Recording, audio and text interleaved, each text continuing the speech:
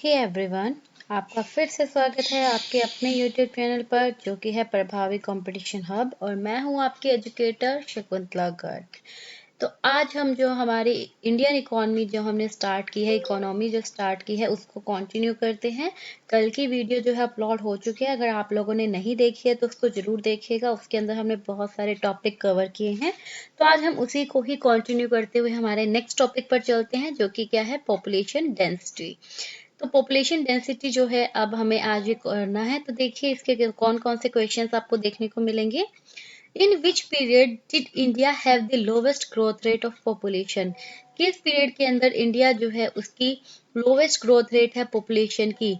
तो वो है आपकी 2001 से 2011। 2001 से लेके 2011 के अंदर इंडिया के अंदर अगर हम बात करते हैं तो पॉपुलेशन की ग्रोथ रेट जो थी वो सबसे कम थी according to another period.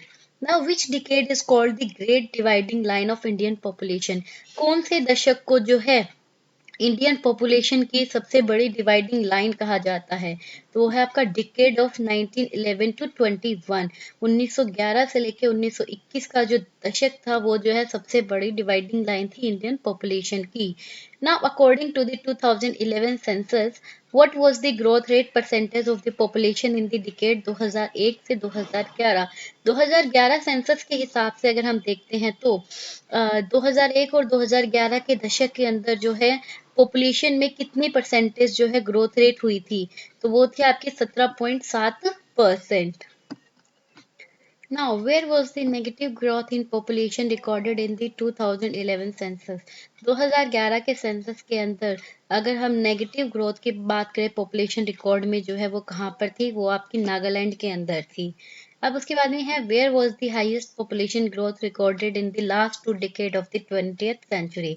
अगर हम 20वीं शताब्दी की बात करें तो उसके पिछले जो 2 दशक थे उसके अंदर जो हाईएस्ट पॉपुलेशन ग्रोथ रिकॉर्ड जो था, ग्रोथ रेट का जो रिकॉर्ड था वो कौन से कंट्री में, कौन सी सिटी में था। तो अगर हम सिटी बात करते हैं वो आपकी कहाँ थी, नागालैंड के अंदर 1981 से 2001 में। Now which state of India has the lowest rate of population growth in the census period 1991 to 2001। 1991 और 2000 का जो पीरियड रहा है उसके अंदर कौन सी इंडिया की स्टेट के अंदर जो है पॉपुलेशन ग्रोथ रेट जो है वो सबसे कम थी। तो वो थी आपकी केरला। कौन सी, केरला। अब आता है in which state has the minimum decadal population increase in the year 2011। 2011 के अंदर कौन से स्टेट जो है जिसके अंदर जो पॉपुलेशन जो है वो सबसे कम जो है वो इंक्रीज हुई थी। तो वो है आपके Andhra Pradesh. Now where is the highest decadal growth rate of population during the year 2001 to 11। 2001 से लेके 11 का जो दशक रहा उसमें जो है सबसे हाईएस्ट जो ग्रोथ रेट जो थी वो कौन सी सिटी के अंदर हुई थी। तो वो थी आपकी बिहार राज्य के अंदर हुई थी। कौन से स्टेट में, सॉरी, बिहार के अंदर। ना according to the 2001 census what was the annual exponential growth rate of the population of India in the last decade. 2001 census की अगर हम बात करें तो पिछले दशक जो है एनुअल जो है पॉपुलेशन में एक्सपोनेंशियल ग्रोथ कितनी हुई थी, कितनी रेट थी उसकी। तो वो थी आपकी 1.9% जो है वो ग्रोथ रेट हुई थी। Now which state has the lowest population density as per the final figure of census 2011। 2011 का जो फाइनल फिगर था सेंसस का तो उसके हिसाब से कौन सी स्टेट जो है उसमें सबसे कम जो है पॉपुलेशन डेंसिटी रही है। तो वो थी आपकी अरुणाचल प्रदेश। कौन सी, Arunachal Pradesh. Now which state had the highest population density on the basis of 2011 census. 2011 census के बेस पे कौन से स्टेट के अंदर जो है सबसे हाईएस्ट पॉपुलेशन डेंसिटी थी। तो वो थी आपकी बिहार में। यहाँ पर बिहार। ठीक है, अब उसके बाद में आपका आता है literacy rate, sex ratio and infant mortality rate. तो अब इसके बारे में बात करते हैं। तो देखिए what is the percentage of literacy in India as per the final figure of 2011 census.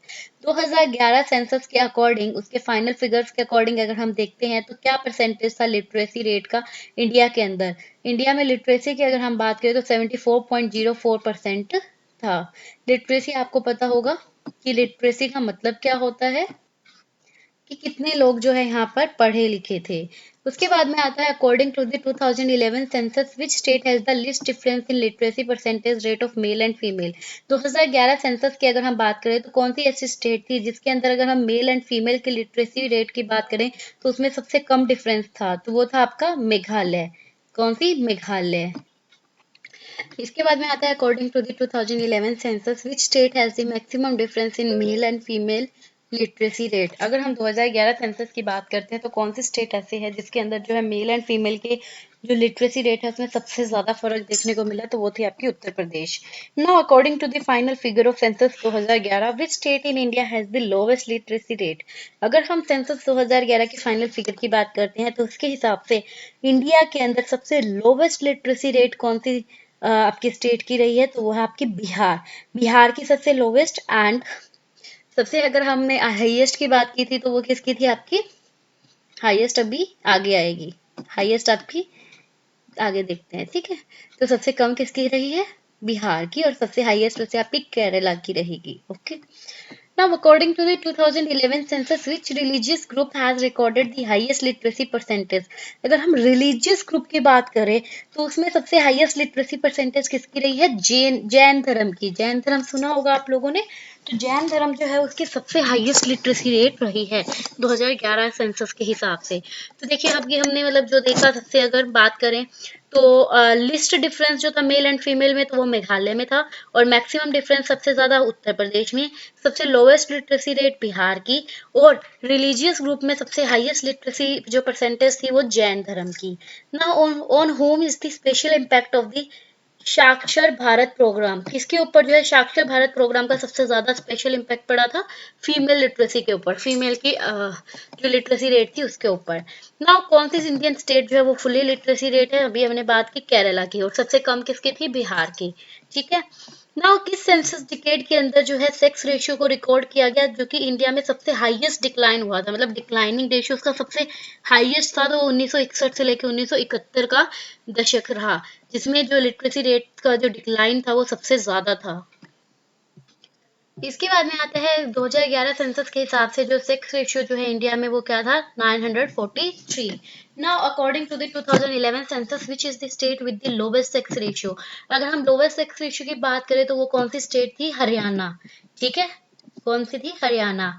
तो which state sex ratio is about the national average, national average से ज्यादा जो है वो कौन सी स्टेट में था, वो था झारखंड। कौन सी, झारखंड में। अब उसके बाद में आता है according to the additional data related to the 2011 census of India which community has the lowest sex ratio. अगर हम 2011 के जो एडिशनल डेटा थे उसकी बात करें तो कौन सी कम्युनिटी, अब यहाँ पर संप्रदाय की बात हो रही है, कम्युनिटी की बात हो रही है जिसमें लोवेस्ट सेक्स रेशियो था, मतलब जो पर हेड बॉयज के पीछे जो नंबर ऑफ गर्ल्स थी वो सबसे जो है उनका रेशियो कम था, सब इक्वल में थे ऑलमोस्ट, तो वो थे आपके सिख। कौन से थे वो, six, Sikh. Now, according to the 2011 census, which union territory has the lowest sex ratio in India? अब अगर हम यूनियन टेरिटरी की बात करें तो वो कौन सी थी आपकी, दमन एंड दीव, जिसका सबसे कम था। ठीक है। अगर कम्युनिटी की बात करेंगे सबसे कम में तो सिख, और अगर यूनियन टेरिटरी की बात करेंगे सबसे कम में तो आपकी दमन एंड दीव। आगे आपका according to the 2011 census which state has the largest number of human per thousand male. 2011 census के हिसाब से कौन सी ऐसी स्टेट है जिसमें जो है पर थाउजेंड मेल के पीछे जो है सबसे लार्जेस्ट नंबर ऑफ ह्यूमन रही है, तो वो है आपकी केरला। कौन सी, केरला। अब इसके बाद में आपके आती हैं according to the 2011 census, which one of the union territory of India has the sex ratio above 1000? 2011 census के हिसाब से कौन सी यूनियन टेरिटरी जो है इंडिया की जिसमें जो सेक्स रेशियो है वो 1000 से ऊपर गया है, तो वो है आपकी Pondicherry, Pondicherry. Now which state started the first death count in India. कौन सी स्टेट जो है जिसने जो है सबसे पहले जो डेथ काउंट जो है इंडिया में शुरू की, वो थी आपकी कर्नाटका। अब है which state started the first death count in India, Karnataka. Where is the lowest infant mortality rate found in urban area of India. सबसे लोवेस्ट अगर हम इन्फेंट मोर्टेलिटी रेट की बात करें तो इंडिया के अर्बन एरिया जो है कौन सा अर्बन एरिया में थे, वो थी केरला में। Now what is the infant mortality rate in India as per 2011 census. 2011 census के हिसाब से जो है सबसे इन्फेंट जो मोर्टेलिटी रेट जो है वो क्या थी इंडिया के अंदर, तो वो थी आपकी 44 पर थाउजेंड लाइव बर्थ। क्या थी, 44 पर थाउजेंड लाइव बर्थ। अब on what basis does the unemployment rate increase और डिक्रीज, किस बेस पे जो अनएम्प्लॉयमेंट रेट जो थी वो आपकी इंक्रीज या डिक्रीज होती है, तो वो है आपकी इकोनॉमिक कंडीशन के बेस पर। ठीक है। अब नेक्स्ट जो टॉपिक आता है आपका पॉवर्टी। पॉवर्टी मतलब क्या? गरीबी। सबको पता है अगर हम गरीबी की बात करेंगे, लेकिन गरीबी जो है वो क्या है, ठीक है, लेकिन हम उसको डिफाइन कैसे करेंगे? तो बेसिकली जो है गवर्नमेंट ने एक पॉवर्टी लाइन बना रखी है, जिसको हम कहते हैं ना बिलो द पॉवर्टी लाइन। तो उसमें क्या होता है, जो लोग आपकी बेसिक जो जरूरतें हैं उसको भी अगर पूरा नहीं कर पाते तो उनको बिलो पॉवर्टी लाइन रखा जाता है, और बाकियों को उसके ऊपर। तो जो बिलो पॉवर्टी लाइन जो है बेसिकली उनको गरीब समझा जाता है। तो देखिए इसके रिगार्डिंग हम क्वेश्चन अगर देखते हैं, तो which international organisation setted the inter sorry यहाँ स्टार्टेड आएगा द एंटी पॉवर्टी मेजर। कौन सी इंटरनेशनल ऑर्गेनाइजेशन ने जो है एंटी पॉवर्टी मेजर शुरू किए थे? तो वो आपका एमडीजी, जिसको हम बोलते हैं मिलेनियम डेवलपमेंट गोल। क्या है? Millennium development goal. Now people who are always poor and some are usually poor but they may sometime have little more money, which category for poor defined in the given statement? देखो क्या होता है, लोग जो है वो हमेशा गरीब होते हैं, ठीक है, और कुछ लोग क्या होते हैं, वैसे गरीब होता है लेकिन कई बार उनके पास थोड़ा एक्स्ट्रा मनी आ जाता है। तो उस पुअर को आप कौन सी कैटेगरी में रखोगे? उसको हम रखेंगे क्रॉनिक पुअर की कैटेगरी में। कौन सी कैटेगरी में? Chronic poor. और कौन होते हैं ये? जो गरीब होते हैं, ठीक है, और यूजुअली गरीब होते हैं लेकिन कई बार क्या होता है उनके पास थोड़ा ज्यादा पैसा आ जाता है, तो वो क्रॉनिक पुअर की कैटेगरी में। Now people who regularly move in and out of poverty, in which category of poor they are? लोग जो क्या है रेगुलरली, मतलब डेली में आप कह सकते हो यार, रेगुलर जो वे है वो move in and out of poverty. Poverty गरीबी में वो क्या है, मूव इन भी करते हैं आउट भी करते हैं, मतलब डेली बेसिस पर जो है वो आपके गरीबी में रहते हैं, निकलते हैं। तो वो आपकी किस कैटेगरी में आते हैं? वो है आपकी चर्निंग पुअर। तो इसे मैं अगर आपको समझाऊं तो बेसिकली आप इसमें कह सकते हो जो स्मॉल फार्मर्स होते हैं या सीजनल फार्मर्स जो है वो इसमें आते हैं। जैसे कि अब जो सीजनल फार्मर्स का मतलब क्या है कि जिस टाइम पे उनका सीजन हुआ उस टाइम पे तो वो क्या है गरीबी से बाहर आ गए, लेकिन जैसे ही सीजन खत्म हुआ वो क्या हुआ, गरीबी के अंदर दोबारा लौट गए। तो इसीलिए वो आपके कौन से कैटेगरी होती है? वो आपकी चर्निंग पुअर की कैटेगरी में आते हैं। Now people who are rich most of the time but may sometime have patch of bad luck is considered as which type of poor? अब ये जो है आपका क्रॉनिक पुअर का अपोजिट आ गया यहाँ पर। इसने बोला कि यहाँ पर लोग क्या है, ऑलमोस्ट रिच होते हैं लेकिन कई बार बैड लक की वजह से या किसी रीजन की वजह से वो जो है उनके पास लैक ऑफ मनी हो जाती है। तो वो कौन से तरह के पुअर की कैटेगरी में आएंगे? तो आपके ओकेशनली पुअर या फिर ट्रांजिएंट पुअर। और यही इसके अपोजिट जो था उसमें क्या था, मोस्ट ऑफ वो पुअर रहते हैं लेकिन कई बार उनके पास थोड़ा एक्स्ट्रा पैसा आ जाता है, तो वो आपके क्रॉनिक पुअर की कैटेगरी में थे। तो आई होप आपको ये समझ में आया होगा क्रॉनिक पुअर और transient poor. Now which graph show the income disparity between two country? दो कंट्री के बीच में जो इनकम में जो डिफरेंस है उसको कौन से ग्राफ के द्वारा शो किया जाता है? Lorentz curve. कौन सा होता है? Lawrence curve. Now which economist develop Lawrence curve? अब ये जो लॉरेंस कर्व है ये कौन से इकोनॉमिस्ट ने डेवलप किया था? मैक्स और लॉरेंज ने 1905 में। Now, what is the most common method to measure poverty? Poverty को measure करने के लिए सबसे common method क्या होता है? Income या फिर consumption level. Now, in what type of poverty there is low level of income which is not sufficient to fulfill the basic need? किस तरह की poverty में क्या होता है, इनकम लेवल इतना लो होता है कि आप अपनी बेसिक नीड्स भी जो है वो पूरी नहीं कर पाते हो, तो वो होती है आपकी एब्सोल्यूट पॉवर्टी। कौन सी? Absolute poverty. अब नेक्स्ट आता है what is the motto of census of India 2011? जो 2011 का जो सेंसस ऑफ इंडिया है उसका क्या मोटो होता है? क्या मोटो था या क्या ऑब्जेक्टिव था? आर सेंसस आर फ्यूचर, हमारा सेंसस हमारा भविष्य। अब आता है in which year UNO adopted the definition of absolute poverty? United Nation of organisation जो है उसने किस साल में जो है एब्सोल्यूट पॉवर्टी की डेफिनेशन को अडॉप्ट किया था? तो ये आपका 1995। Now, which type of poverty compare economy on the basis of per capita income? अगर हम per capita income की बात करते हैं उसके बेस पर बात करें तो किस तरह की जो पॉवर्टी जो है वो कंपेयर करती है आपकी इकोनॉमी को? तो वो आती है आपकी रिलेटिव पॉवर्टी। देखिए मैं आपको यहाँ बता दूं, रिलेटिव जो वर्ड है हमेशा कहीं पर भी आपको अगर मिले तो उसका मतलब क्या होता है, उसमें हम रिलेशन एस्टेब्लिश करेंगे किसी अनदर के साथ। और जहाँ पर एब्सोल्यूट होता है उसका मतलब क्या होता है, वो अपने आप में कंप्लीट है, उसको हम किसी से कंपेयर नहीं करते। वो अपनी वो एक खुद डिफाइंड टर्म होती है, खुद एग्जैक्ट टर्म होती है, ठीक है।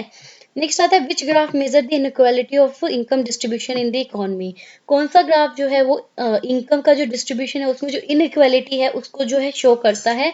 तो ये आपका गिनी कोएफिशिएंट ग्राफ। कौन सा? गिनी कोएफिशिएंट ग्राफ। ठीक है। और जो लॉरेंस कर्व था वो क्या था? कंट्रीज के बीच में, जो दो कंट्री के बीच में अगर इनकम डिस्पैरिटी है उसको शो करता था आपका लॉरेंस का जो ग्राफ है या लॉरेंस कर्व। और वहीं गिनी कोएफिशिएंट ग्राफ जो है इकोनॉमी के अंदर जो इनकम डिस्पैरिटी है, इनकम का डिस्ट्रीब्यूशन जो अनइक्वल है उसको शो करता है। Now which international organisation publish the global Gini coefficient rate. कौन सा इंटरनेशनल ऑर्गेनाइजेशन जो है वो ग्लोबल गिनी कोएफिशिएंट रेट को पब्लिश करता है? तो वो है आपका यूएनडीपी। यूएनडीपी क्या है? United Nation Development Programme. Now, what is the value of ratio Gini coefficient graph? जो रेशियो गिनी कोएफिशिएंट ग्राफ है उसकी क्या वैल्यू है? उसकी वैल्यू रहती है आपकी 0 और 1 के बीच में। Now, which international organization published the multi-dimensional poverty index? कौन सा इंटरनेशनल ऑर्गेनाइजेशन जो है वो मल्टी डायमेंशनल पॉवर्टी इंडेक्स को पब्लिश करता है? तो ये आपका UNDP, United Nation Development Programme. Now, what is the income level range set up by World Bank for poverty estimation? Poverty को एस्टिमेट करने के लिए जो है क्या इनकम लेवल की रेंज सेटअप की गई है वर्ल्ड बैंक के द्वारा? तो वह आपकी $1.90 यूएस पर डे और less. Now what is the benchmark of calories intake for rural person in India? India के अंदर जो रूरल पर्सन है, जो गांव के जो लोग हैं उसके लिए कैलोरीज जो वो लेता है उसके लिए क्या बेंचमार्क सेट किया गया है? 2400 कैलोरीज, कि कम से कम 2400 कैलोरीज तो वो दिन में ले। Now, what method is being used by government nowadays to fight poverty? आज के टाइम में गवर्नमेंट जो है कौन से मेथड को यूज करती है पॉवर्टी से लड़ने के लिए? तो वो है आपका कंडीशनल कैश ट्रांसफर। क्या है ये? Conditional cash transfer. ओके। अब आता है आपका which renowned economist develop the Sen index of poverty. जो सैन इंडेक्स ऑफ पॉवर्टी है वो कौन से रिनॉल्ड इकोनॉमिस्ट ने बनाई, डेवलप की थी? तो ये आपके प्रोफेसर अमर्त्य सेन। ठीक है। अब आता है how is poverty gap index calculated. जो पॉवर्टी गैप इंडेक्स है उसको हम कैसे कैलकुलेट करेंगे? तो उसके लिए आपका फॉर्मूला है poverty line minus average income of BPL. BPL क्या है? Below poverty line, divide by में पॉवर्टी लाइन। ठीक है। अब आता है on what basis poverty level in India analysed. किस बेस पे जो पॉवर्टी लेवल है इंडिया का उसको एनालाइज किया जाएगा? उसको फैमिली की एवरेज इनकम के बेस पर किया जाएगा। और एवरेज इनकम क्या होती है? जितने भी जो मेंबर है उन्होंने जितनी इनकम कमाई है उसका टोटल करके अगर आप नंबर ऑफ पर्सन से डिवाइड कर दोगे तो आपकी एवरेज इनकम आ जाएगी। Now on what basis poverty in India define. Poverty in India को किस तरह से किस बेस पे डिफाइन किया जाएगा? Calories intake. किसके बेस पर? Calories intake. और अगर गांव के लोगों की अगर हम बात करें तो उनकी कितनी कैलोरीज जो है एटलीस्ट डिफाइन की गई है? 2400 calories. Now what is the reason of official poverty line in year differ in different state. क्या रीजन है? ऑफिशियल जो पॉवर्टी लाइन है एक साल की वो जो है अलग अलग स्टेट के अंदर अलग अलग होती है, क्योंकि प्राइस लेवल जो है वो स्टेट टू स्टेट वेरी करता है इसलिए। Now which organisation fix the poverty line in India. कौन से ऑर्गेनाइजेशन ने इंडिया के अंदर पॉवर्टी लाइन को फिक्स किया है या डिफाइन किया है? वो आपकी नीति आयोग। नाउ व्हेन प्रधानमंत्री गरीब Kalyan Yojana come into effect. प्रधानमंत्री गरीब कल्याण योजना जो है वो इफेक्ट में कब आई थी? तो वो आपकी आई थी 17 दिसंबर 2016। अब आता है आपका Which 5 year plan emphasized for removal of poverty for the first time? कौन से 5 year plan ने फोकस किया था किसके लिए? पॉवर्टी को रिड्यूस करने के लिए पहली बार। तो वो था आपका फिफ्थ 5 year प्लान। और आपको पता है कि जो आपका थर्ड 5 year प्लान है और फोर्थ 5 year प्लान है उसके अंदर एक एनुअल प्लान आया था जो 3 साल का था, 1966 to 1969 का। अब आता है who gave the idea of self help group as effective tool for poverty elevation. किसने जो है पॉवर्टी को हटाने के लिए सेल्फ हेल्प ग्रुप का आइडिया दिया था जो कि एक इफेक्टिव टूल बना था? तो वो थे आपके Muhammad Yunus. Muhammad Yunus. Now when was the first 20 point electronic programme was announced in India. कब सबसे पहला जो 20 पॉइंट इकोनॉमिक प्रोग्राम था वो इंडिया में अनाउंस किया गया? 1972 के अंदर। कब? 1972। अब आता है आपका poverty estimation by committee in India. Poverty को एस्टिमेट करना कमिटीज के द्वारा इंडिया में। तो देखिए in India which method are use for measuring poverty. India में कौन से मेथड को यूज किया गया पॉवर्टी को मेजर करने के लिए? तो ये था आपका head count ration, calories intake and household consumption expenditure. ठीक है, तो ये तीन मेथड यूज किए गए। Head count ratio, sorry head count ration, calories intake and household consumption expenditure. अब आता है which freedom fighter for the first time try to measure poverty in India. कौन से फ्रीडम फाइटर ने जो है सबसे पहली बार कोशिश की थी, ट्राई किया था कि वो पॉवर्टी जो इंडिया के अंदर पॉवर्टी को मेजर करे, तो वो थे आपके दादा भाई नारोजी। अब आता है which Indian economist measured the poverty level in rural area in 1958 to 59 and 1967 to 68। कौन से इंडियन इकोनॉमिस्ट थे जिन्होंने पॉवर्टी लेवल जो है उसको मेजर किया था रूरल एरिया में, तो वो थे आपके डीएस मिन्हास। कौन थे? DS Minhas. Now, which two economists measured the poverty and reported that poverty in urban and rural area is almost stable? कौन से दो इकोनॉमिस्ट थे जिन्होंने पॉवर्टी को मेजर किया और ये बताया, ये रिपोर्ट दिया कि जो अर्बन और रूरल एरिया के अंदर जो पॉवर्टी है वो ऑलमोस्ट जो है स्टेबल लेवल पर है, स्टेबल है, वो बहुत ज्यादा अप एंड डाउन नहीं है। तो वो है आपके दंडेकर and Rath. Dandekar and Rath. Now, who chaired the first poverty estimation committee in September 1989 established by Planning Commission? किसने जो पहली जो पॉवर्टी एस्टिमेशन कमेटी है उसको चेयर किया था, उसके चेयरमैन बने थे सितंबर 1989 में, जो कि प्लानिंग कमीशन के द्वारा एस्टैब्लिश की गई थी। तो वो थे आपके professor DT Lakdawala. Professor DT Lakdawala. Now, which committee proposed that the consumption expenditure calculation should be based on calories consumption? कौन सी कमेटी ने ये प्रपोज किया था कि जो कंजम्पशन एक्सपेंडिचर होगा ना उसकी कैलकुलेशन आप किस बेस पर कर सकते हो? उसकी कैलकुलेशन जो है कैलोरीज कंजम्पशन के बेस पर होना चाहिए। मतलब कितना आपने कंज्यूम किया, उस पर कितना खर्चा किया कंजम्पशन के एक्सपेंडिचर पे का, उसकी कैलकुलेशन आप जो है कैलोरीज का जितना कंज्यूम किया उसके बेस पर कर सकते हो। तो ये कौन सी कमेटी ने प्रपोज किया था? तो ये लगदावाल कमेटी ने ही प्रपोज किया था। किसने? लगदावाल कमेटी ने। ठीक है। Now, what was the purpose of Tendulkar committee of 2009? जो तेंदुलकर कमेटी बनी थी 2009 में, उसका क्या उद्देश्य था? उसका उद्देश्य था पॉवर्टी को एस्टिमेट करना, उसको कैलकुलेट करना। Now, what was the estimated percentage of Tendulkar committee of the population below poverty line? क्या एस्टिमेटेड परसेंटेज थी तेंदुलकर कमेटी की? अगर हम पॉपुलेशन की बात करें जो कि पॉवर्टी लाइन से बिलो थे, तो वो थी आपकी 37.2%। कितनी? 37.2%। Now, in May 2010, Planning Commission set up a committee for identifying the BPL family in urban area. What was the name of the committee? 2010 की बात करें अगर मई की, तो प्लानिंग कमीशन जो उसने एक कमेटी सेटअप की, किसके लिए? जो बीपीएल फैमिलीज है अर्बन एरिया में, बिलो पॉवर्टी लाइन जितनी भी फैमिलीज है अर्बन एरिया में, उनको पहचाने।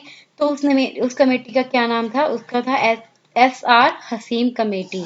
कौन सी थी वो? S R Hasim committee.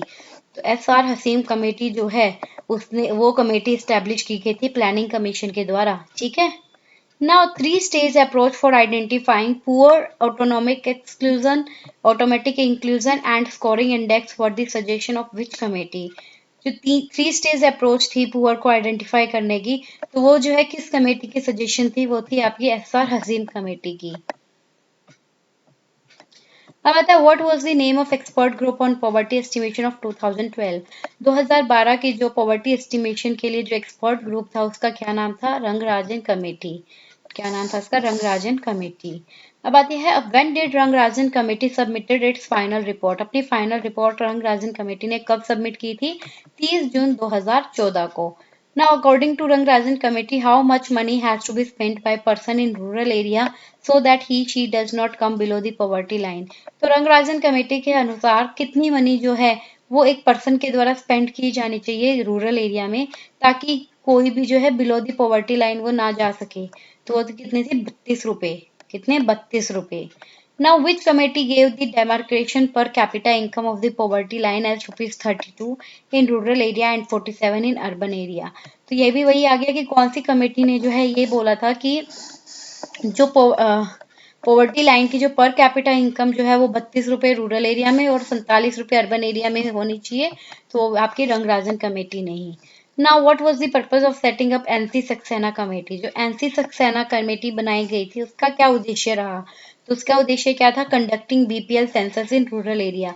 गांव की का जो एरिया है उसके अंदर जो बीपीएल सेंसस है, मतलब बिलो पॉवर्टी लाइन जो है उसका एक सेंसस जो है वो कंडक्ट करवाया जाए और इन्फॉर्मेशन गैदर की जाए। तो यही पर्पस था एनसी सक्सेना कमेटी के सेटअप करने के पीछे। अब आता है आपका employment, under employment and unemployment. तो इसको टॉपिक को करने से पहले आपको पता होना चाहिए एम्प्लॉयमेंट टर्म जो है उसको वो किस लिए यूज की जाती है, मतलब एम्प्लॉयमेंट किसे कहते हैं, अंडर एम्प्लॉयमेंट किसे कहते हैं और अनएम्प्लॉयमेंट किसे कहते हैं, इन तीनों में क्या फर्क है। तो मैं आपको जो है थोड़ा सा आपको कुछ लाइंस में ये बता देती हूँ कि एम्प्लॉयमेंट का मतलब क्या है।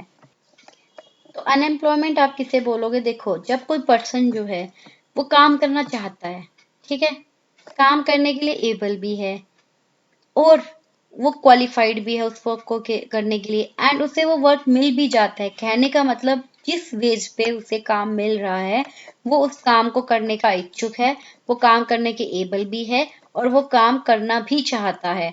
तो वो है आपकी एम्प्लॉयमेंट, मतलब फाइनली वो जो है एम्प्लॉयमेंट उसे मिल गई है, नौकरी मिल गई है।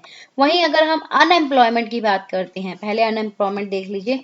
तो अनएम्प्लॉयमेंट की अगर मैं बात करूंगी तो अनएम्प्लॉयमेंट में आपका क्या आएगा कि एक पर्सन जो है उसके पास क्वालिफिकेशन है, वो चाहता भी है काम करना, मतलब वो ढूंढ रहा है एम्प्लॉयमेंट, लेकिन वो उसे एम्प्लॉयमेंट मिल नहीं रही है। मतलब यहाँ एम्प्लॉयमेंट में तो क्या था, उसे एम्प्लॉयमेंट मिल भी गई, उसे जॉब मिल भी गई, लेकिन यहाँ पर उसे जॉब नहीं मिल रही। मतलब वो चाहता भी है करना, उसके पास जो है वो भी है, काम करने का हुनर भी है और वो जो है काम के लिए ढूंढ भी रहा है लेकिन उसे काम मिल नहीं रहा, तो वो है आपका अनएम्प्लॉयमेंट। वहीं अगर मैं अंडर एम्प्लॉयमेंट की बात करूंगी तो अंडर एम्प्लॉयमेंट में क्या होगा, देखो अंडर एम्प्लॉयमेंट में होगा कि वो पर्सन जो है एम्प्लॉयड तो है, उसे जॉब तो मिली हुई है, ठीक है, लेकिन वो जो है जितनी उसकी क्वालिफिकेशन है या तो उस लेवल की उसे जॉब नहीं मिली, या वो जितनी सैलरी एक्सपेक्ट कर रहा था उसे उतनी सैलरी नहीं मिल रही, ठीक है, या फिर जितनी क्वालिफिकेशन उसकी है उस क्वालिफिकेशन के लेवल पर जॉब नहीं मिल रही। कहने का मतलब अंडर एम्प्लॉयमेंट का मतलब क्या होता है कि जितना टाइम वो चाहता है या जिस क्वालिफिकेशन के लिए वो वर्क कर रहा है उसे वो नहीं मिल रहा है या वो पूरी यूटिलाइज नहीं हो रही, तो उसे हम बोलेंगे वो अंडर एम्प्लॉयमेंट है, ठीक है। तो देखिए हम इसको अब पढ़ते हैं, अब आगे इसके क्वेश्चंस करते हैं। सबसे पहले है in how many group employment is categorised. अगर मैं एम्प्लॉयमेंट की बात करूं तो एम्प्लॉयमेंट को कितने ग्रुप्स में कैटेगराइज किया हुआ है, एम्प्लॉयमेंट को 3 ग्रुप में कैटेगराइज किया हुआ है। तीनों देखे ना, employment, unemployment, under employment. Now which law states that 1 point increase in the unemployment rate is associated with 2 percentage point of negative growth in real GDP. कौन सा लॉ ये बताता है कि अगर आप अनएम्प्लॉयमेंट रेट के अंदर 1 पॉइंट इंक्रीमेंट होता है तो उससे क्या होगा, जो नेगेटिव ग्रोथ है रियल जीडीपी जीडीपी में वो 2 परसेंटेज जो पॉइंट है, ठीक है, उससे बढ़ जाएगी। मतलब वो उससे लिंक्ड करती है कि अगर आप अनएम्प्लॉयमेंट में 1 पॉइंट बढ़ता देख रहे हो तो उसी समय जीडीपी की नेगेटिव ग्रोथ जो है वो 2% से बढ़ जाएगी। तो ये आपका कौन सा लॉ कहता है, ओकुन लॉ। कौन सा, ओकुन law.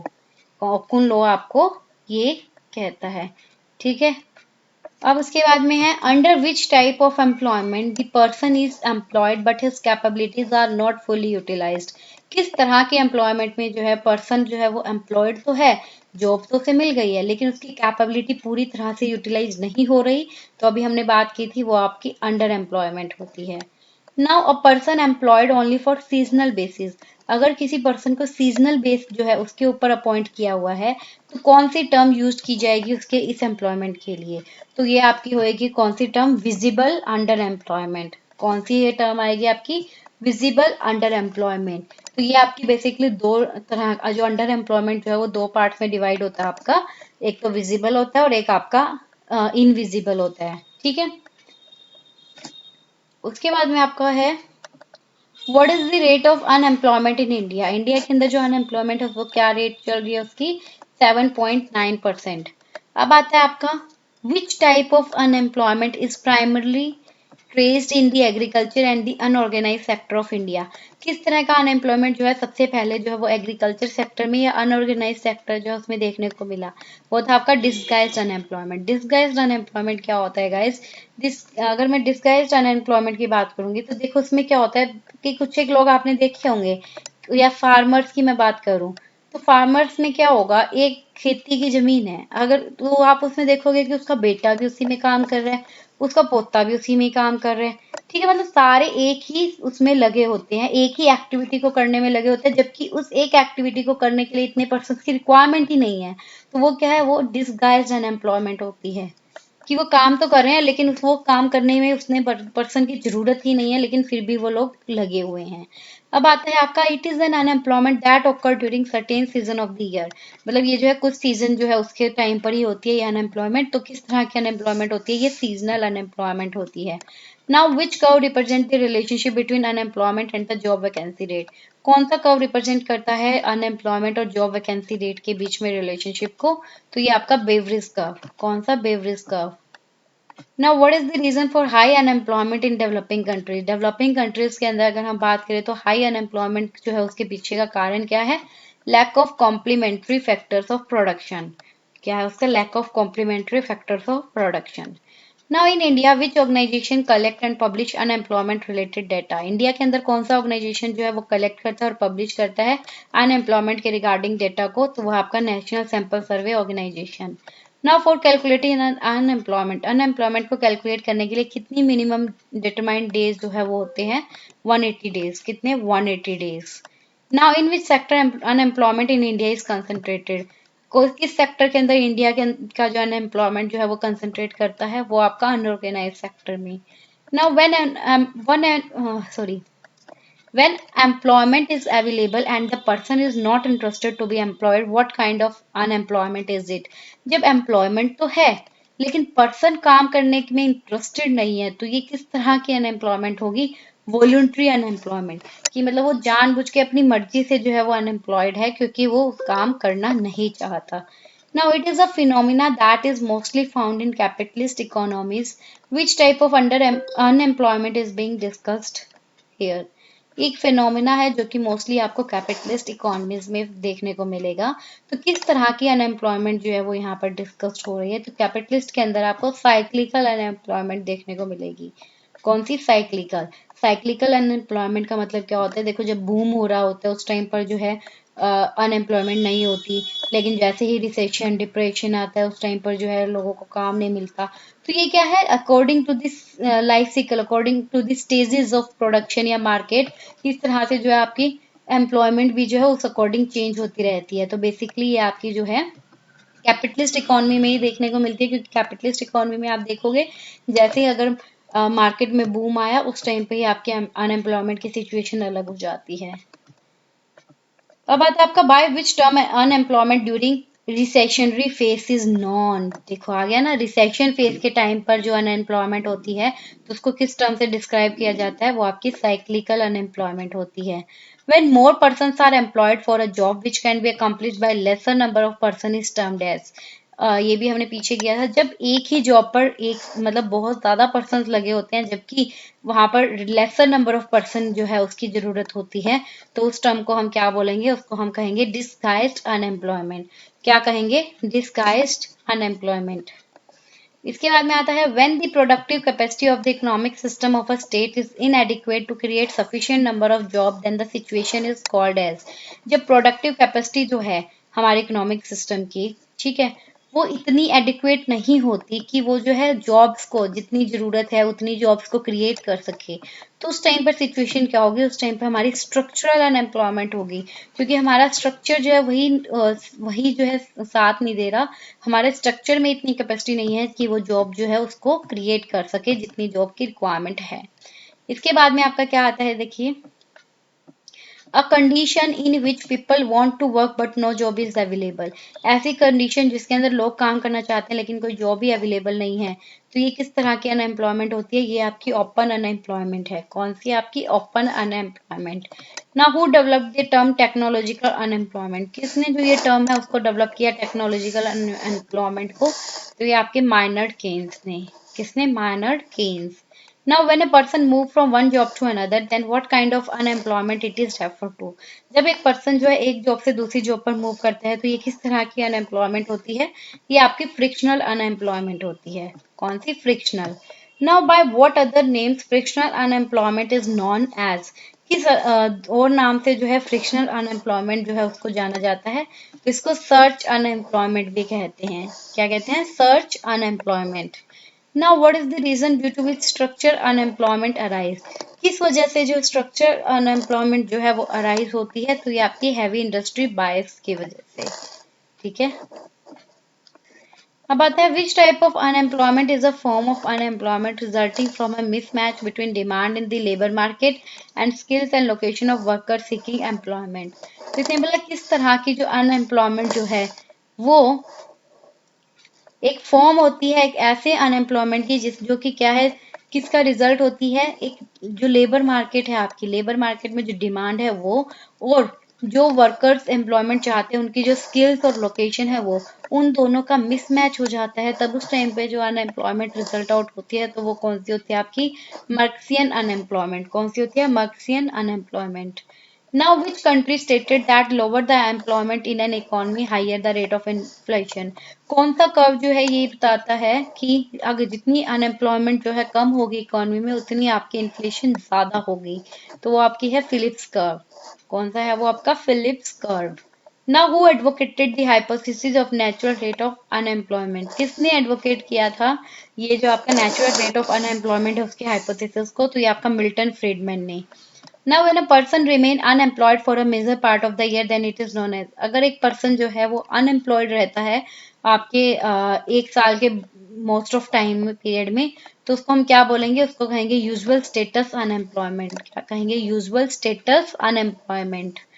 Now in which year employment survey वो स्टार्टेड इन इंडिया, किस जो साल है उस साल का जो एम्प्लॉयमेंट सर्वे है वो इंडिया में शुरू हो गया था, वो 2010 में। Now which organisation conduct the employment survey in India, कौन सी ऑर्गेनाइजेशन ने एम्प्लॉयमेंट सर्वे इंडिया में कंडक्ट करवाया था, तो ये आपका नेशनल सैंपल सर्वे ऑर्गेनाइजेशन ने। Now providing urban amenities to rural area, PURA model was advocated by whom. जो PURA मॉडल है जिसका मतलब क्या है, providing urban amenities to rural area, ये किसने एडवोकेट किया था, तो ये आपका APJ अब्दुल कलाम ने किया था। Now under whose recommendation the quinquennial survey on employment and unemployment was started by NSSO, तो ये आपका Bhagwati committee. Now how do you calculate work population ratio in an economy, work population ratio को कैसे निकालते हैं इकोनॉमी में, तो उसके लिए आप क्या करोगे, नंबर ऑफ एम्प्लॉयड पर्सन उसको मल्टीप्लाई कर दोगे 1000 से और डिवाइड कर दोगे टोटल पॉपुलेशन से। अब आता है आपका वेलफेयर प्रोग्राम एंड स्कीम, तो इसके अंदर rural development and urban development programme की हम बात करेंगे।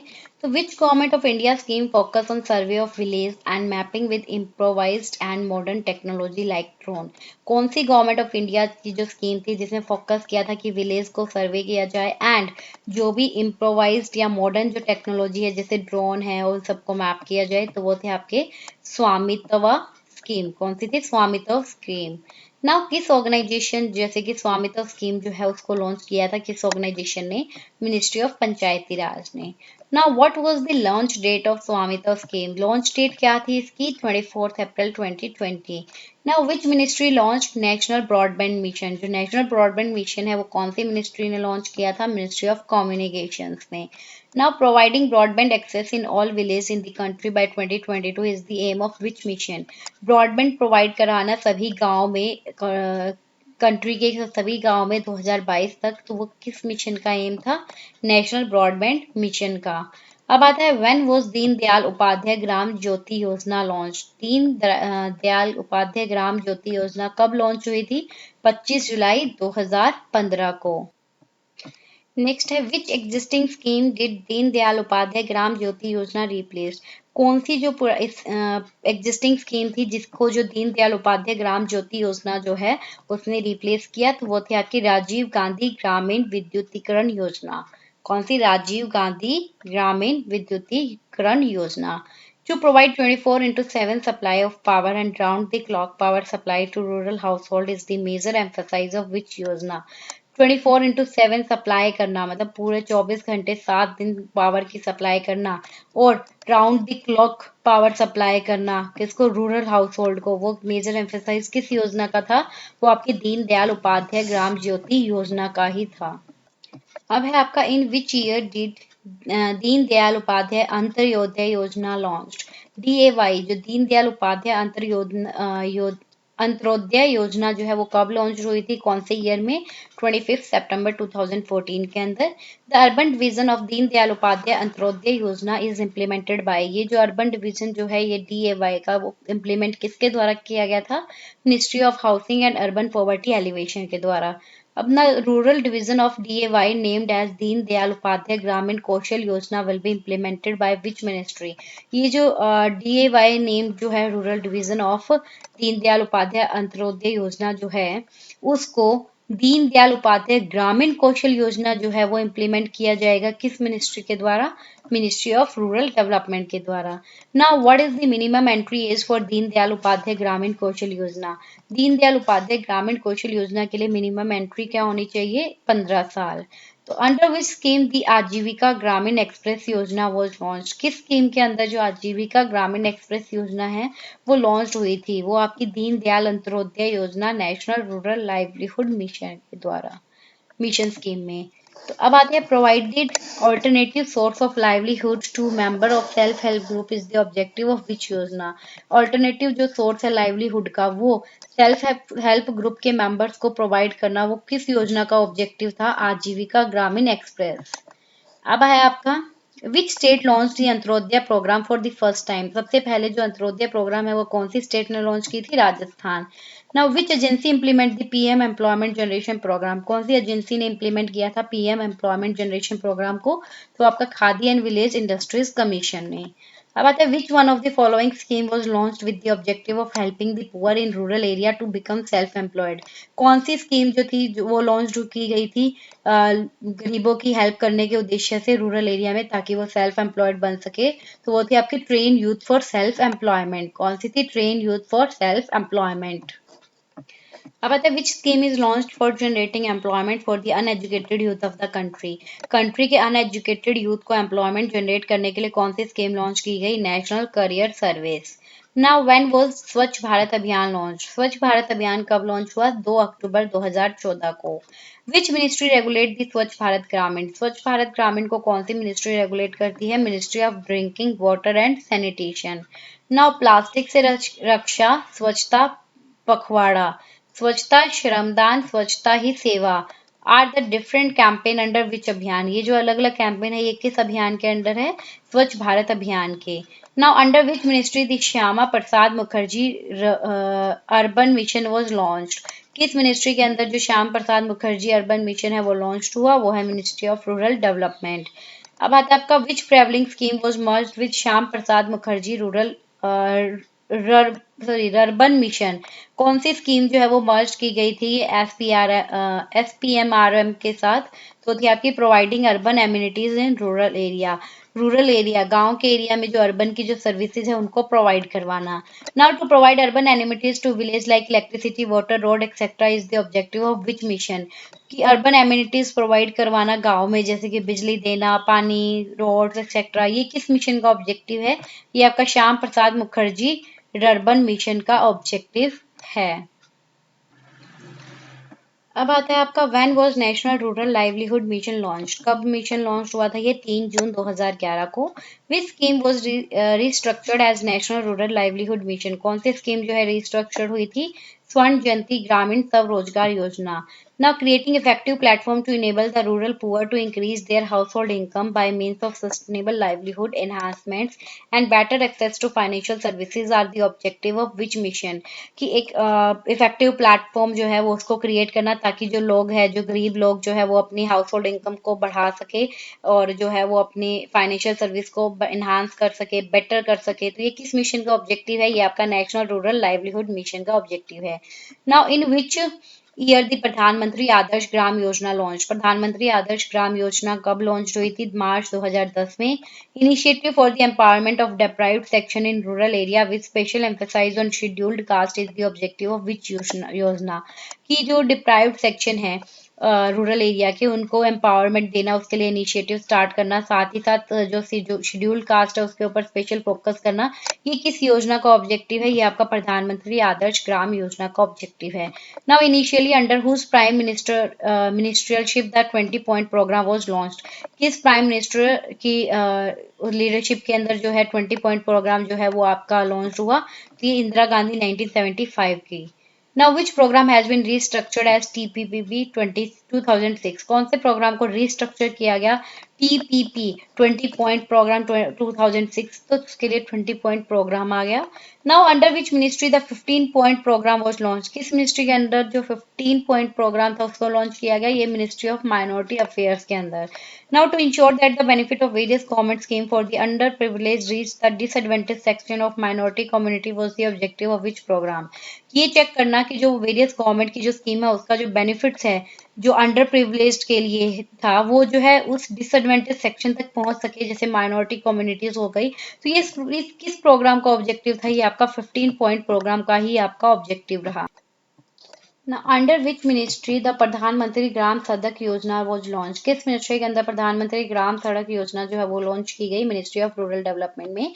To provide connectivity by way of an all weather road to unconnected habitation is the objective of which Yojana? Connectivity provide करना बाय एक all weather road की जो भी अनकनेक्टेड हैबिटेशन थे उसके साथ कनेक्शन बनाना रोड के थ्रू, वो सारा आपका किस योजना का ऑब्जेक्टिव रहा? पीएम ग्राम सड़क योजना का। नाउ विच मिनिस्ट्री लॉन्च दी उन्नत भारत अभियान? उन्नत भारत अभियान जो है ये किस मिनिस्ट्री ने लॉन्च किया था? Ministry of human resource development ने। Which was the earliest launch scheme of government of India? Government of India की सबसे अर्लीस्ट लॉन्च स्कीम कौन सी थी? पीएम ग्राम सड़क योजना। विच programme was launch for water shade development? Water shade development के लिए कौन सा प्रोग्राम लॉन्च हुआ? हरियाली। नाउ द स्वच्छ भारत अभियान जो है वो किस मिनिस्ट्री के अंडर था? मिनिस्ट्री ऑफ अर्बन डेवलपमेंट की।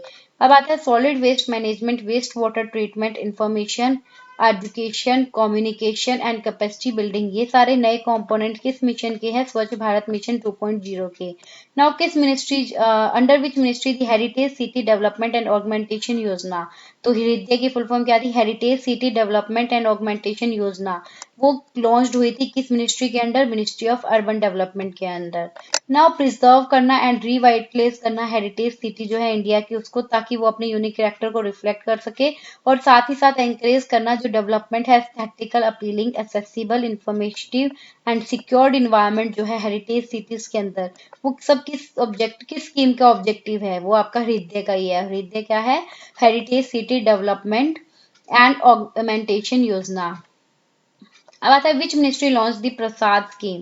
प्रसाद स्कीम कौन सी मिनिस्ट्री ने लॉन्च की थी? टूरिज्म मिनिस्ट्री ने। Now which ministry launch the Amrut scheme? तो ये जो आपकी ministry of urban affairs on June 2015। Now which travelling scheme was renamed as Amrut? कौन सी जो पहले से चल रही स्कीम जो है उसका नाम दोबारा से अमृत रखा गया? तो आपकी Jawaharlal Nehru national urban renewal mission था। कौन सी? Jawaharlal Nehru national urban renewal mission जो है उसको नाम चेंज करके अमृत रखा गया। Now focus on establishing an infrastructure for ensuring adequate sewage network and water supply in the urban area through the implementation of urban revival project is the objective of which scheme?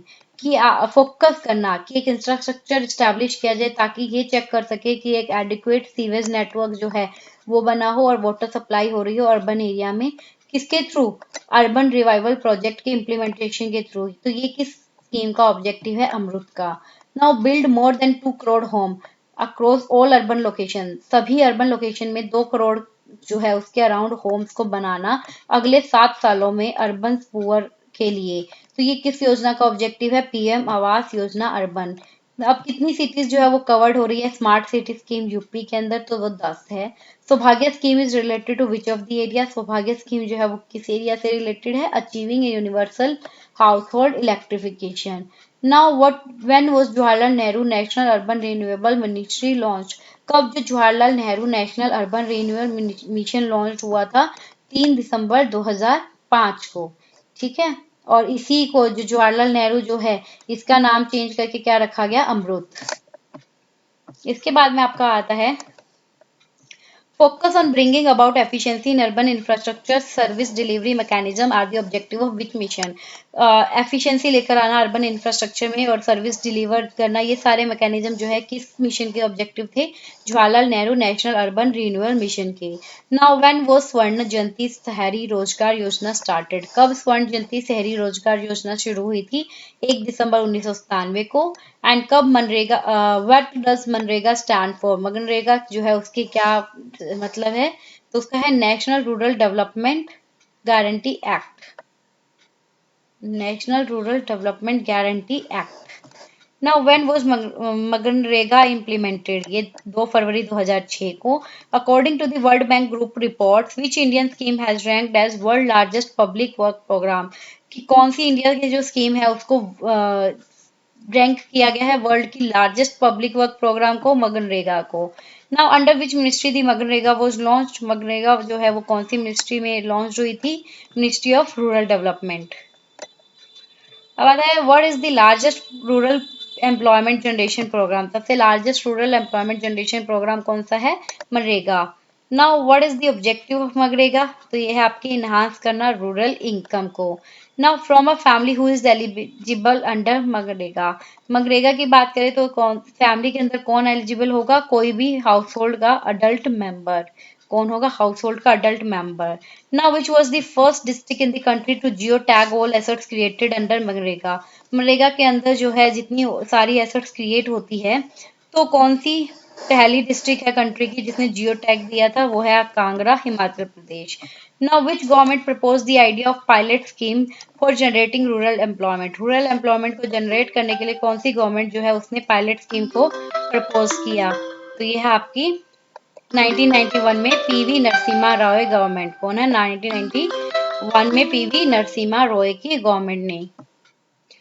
अब आता है as of 2021 how many district are covered under the मनरेगा, तो कितनी district, 708। Now under which ministry the Sampoorna Grameen रोजगार योजना was launch, किस ministry के अंदर संपूर्ण ग्रामीण रोजगार योजना लॉन्च हुई है, वो है आपकी ministry of rural development. Now जोहार रोजगार योजना, जोहार ग्राम समृद्धि योजना एंड एम्प्लॉयमेंट एश्योरेंस स्कीम, ये सारी स्कीम जो है ये मर्ज कर दी गई कौन सी योजना को क्रिएट करने के लिए, तो ये थी आपकी संपूर्ण ग्रामीण रोजगार योजना को करने के लिए। अब है आपका द संपूर्ण ग्रामीण रोजगार योजना जो है वो मर्ज कर दी गई किस स्कीम में, मनरेगा में। Now which ministry manage the mid day meal scheme, कौन सी मिनिस्ट्री जो है वो मैनेज करती है आपकी मिड डे मील स्कीम को, तो आपकी ministry of human resource development. Now mid day meal जो है उसका नाम रीनेम करके क्या रखा गया, पीएम पोषण और प्रधानमंत्री पोषण शक्ति निर्माण। अब अंडर विच मिनिस्ट्री थी प्रधानमंत्री पोषण शक्ति निर्माण और पीएम पोषण स्कीम जो है वो लॉन्च हुई, वो मिनिस्ट्री ऑफ एजुकेशन।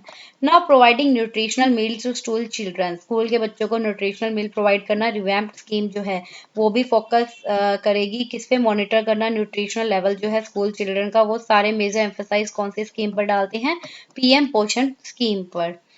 अब आपका under which ministry the Diksha portal was launch, किस मिनिस्ट्री के अंदर दीक्षा पोर्टल लॉन्च हुआ, मिनिस्ट्री ऑफ एचआरडी, एचआरडी मतलब human resource and development. Now during which 5 year plan food for work program was launch, कौन से 5 year plan में जो food for work programme है उसको लॉन्च किया गया, 10th 5 ईयर प्लान में। नाउ अब आपका ओवरव्यू ऑफ मनरेगा, तो थोड़ा ध्यान से इसे देखिएगा, थोड़ा इंपॉर्टेंट यहाँ से क्वेश्चन बनते हैं। मनरेगा की फुल फॉर्म क्या है, Mahatma Gandhi national rural employment guarantee act, क्या है, Mahatma Gandhi national rural employment guarantee act, Mahatma Gandhi national rural employment guarantee act.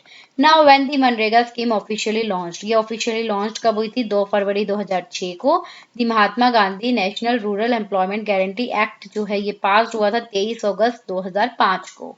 अब what was MNREGA earlier called, पहले इसको क्या कहा जाता था, इसको हम बोलते थे national rural employment guarantee act, क्या बोलते थे, national rural employment guarantee act, इसमें महात्मा गांधी पहले नहीं लगा हुआ था। फिर are MNREG and MNREGA the same, क्या मनरेग और मनरेगा सेम है, मनरेग एक स्कीम है जो कि बेस्ड है आपकी मनरेगा एक्ट की। Now number of district covered under the मनरेगा स्कीम के अंदर कितनी डिस्ट्रिक्ट कवर्ड है, तो अगर हम 11 फरवरी 2021 की बात करें तब तक 708 डिस्ट्रिक्ट जो है वो इसमें कवर्ड है। अब मैंडेट ऑफ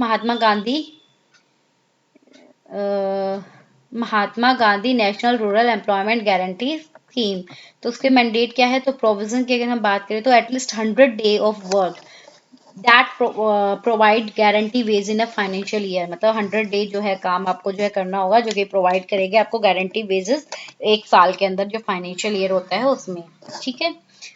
अब आता है skill development and employment programme, तो skill development and employment programme में अगर हम बात करें तो कौन सी मिनिस्ट्री ने लॉन्च की थी, प्रधानमंत्री आवास योजना ग्रामीण, तो ये आपकी मिनिस्ट्री ऑफ रूरल डेवलपमेंट ने की थी। What was the theme of प्रधानमंत्री आवास योजना ग्रामीण, इसकी थीम क्या थी, हाउसिंग फॉर ऑल बाय 2022 तक सबके लिए घर करवाना। अब है आपका विच scheme was the predecessor of PM Awas Yojana ग्रामीण? कौन सी जो स्कीम थी वो इसकी प्रीडिसेसर थी, मतलब इससे पहले थी। तो आपकी स्कीम कौन सी थी इससे पहले? इंदिरा आवास योजना। कौन सी? इंदिरा आवास योजना। अब है how much assistance will be given to each beneficiary of the plain area under the Pradhan Mantri Awas योजना? किसकी असिस्टेंस में, मतलब कितनी असिस्टेंस जो है वो दी गई थी हर एक बेनिफिशियर को इसके अंदर? तो वो अप टू 1,20,000 तक। Now what is the minimum space settle for construction of house under PM Awas Yojana ग्रामीण? इस स्कीम के अंदर जो हाउस की कंस्ट्रक्शन है उसके लिए मिनिमम स्पेस जो है वो कितना सेट किया गया था? 25 स्क्वायर मीटर का। Now what was the Pradhan Mantri Awas योजना ग्रामीण announce by the prime minister on November 2016? कि कहाँ पर ये जो प्रधानमंत्री आवास योजना ग्रामीण है ये अनाउंस की गई थी प्राइम मिनिस्टर के द्वारा 2016 नवंबर में, आगरा उत्तर प्रदेश में। Now what is the tenure of प्रधानमंत्री आवास योजना? इसका टाइम कार्यकाल कितना है, टाइम पीरियड कितना? ये 2015 से 2022 तक का, 7 साल। अब है to include all rural family currently without a proper house under a new scheme is the main objective of which mission? सभी गरीब जो रूरल गांव के जो फैमिलीज है उनको इंक्लूड करना करंटली जो कि बिना किसी प्रॉपर घर के बिना है, और इस न्यू स्कीम के अंदर, तो वो जो उसका किस मिशन का सबसे मेन ऑब्जेक्टिव है? वो आपका नेशनल ग्रामीण आवास मिशन का। Now under which ministry national skill development mission was launched? किस मिनिस्ट्री के अंदर जो नेशनल स्किल डेवलपमेंट मिशन है उसको लॉन्च किया गया? तो ministry of skill development and entrepreneurship के अंदर। किसमें? Ministry of skill development and entrepreneurship. अब आता है क्रिएट करना convergence across sector and state in term of skill training activity, the emphasise of which development mission? कि कन्वर्जेंस को create करना सेक्टर्स और स्टेट्स के बीच में स्किल ट्रेनिंग एक्टिविटी के टर्म में, तो ये जो है कौन सी डेवलपमेंट मिशन के ऊपर फोकस डालता है? आपका नेशनल स्किल डेवलपमेंट मिशन पे। Now what is the vision of national skill development program? जो नेशनल स्किल डेवलपमेंट प्रोग्राम है उसका विजन क्या है? उसका विजन है 500 million skilled people by year 2022। 2022 तक 500 मिलियन जो लोग हैं उनको स्किल्ड करना, स्किल्ड लोग बनाना। Who chair the PM national council on skill development? किसने चेयर किए थे? प्राइम मिनिस्टर ने।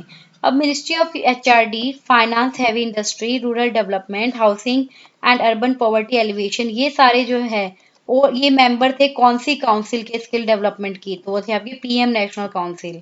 अब under which ministry the Pradhan Mantri Kaushal विकास योजना वाज लॉन्च? किस मिनिस्ट्री के अंदर जो है पीएमकेवीवाई जो है उसको लॉन्च किया गया? तो आपकी ministry of skill development and entrepreneurship. Now which organisation is the training partner under Pradhan Mantri Kaushal विकास योजना? प्रधानमंत्री कौशल विकास योजना जो है उसके अंदर कौन सा जो ऑर्गेनाइजेशन जो है वो ट्रेनिंग पार्टनर है? वो आपका नेशनल स्किल डेवलपमेंट काउंसिल। अब आता है skill training of class 10th and 12th drop out youth across the country is the major objective of which scheme? कि स्किल ट्रेनिंग करना क्लास 10 और 12 के जो ड्रॉप आउट यूथ है, जो ड्रॉप आउट जो बच्चे हैं पूरी कंट्री में, वो किस स्कीम का ऑब्जेक्टिव रहा है उनको ट्रेनिंग देना? तो ये आपका प्रधानमंत्री कौशल विकास योजना। Now what is the amount of monetary reward provided under PMKVY? क्या मॉनेटरी रिवॉर्ड है, कितने अमाउंट का मॉनेटरी रिवॉर्ड प्रोवाइड किया जाता है पीएमकेवीवाई के अंदर? तो वो 5,000 से 10,000 का। Now what is the amount of loan that a trainee can avail under the skill development program? Skill development program में कितनी अमाउंट तक का लोन जो है एक ट्रेनी है वो ले सकता है? 5,000 से लेके 1.5 lakh. Now, which ministry is the implementing agency for solar चक्र मिशन? सोलर चक्र मिशन के लिए कौन सी मिनिस्ट्री जो है वो इम्प्लीमेंटिंग एजेंसी है? तो है ministry of micro small and medium enterprise, जिसको हम एमएसएमई कहते हैं। अब इन विच ईयर द सोलर चक्र मिशन वाज लॉन्च? किस साल में सोलर चक्र मिशन लॉन्च हुआ था?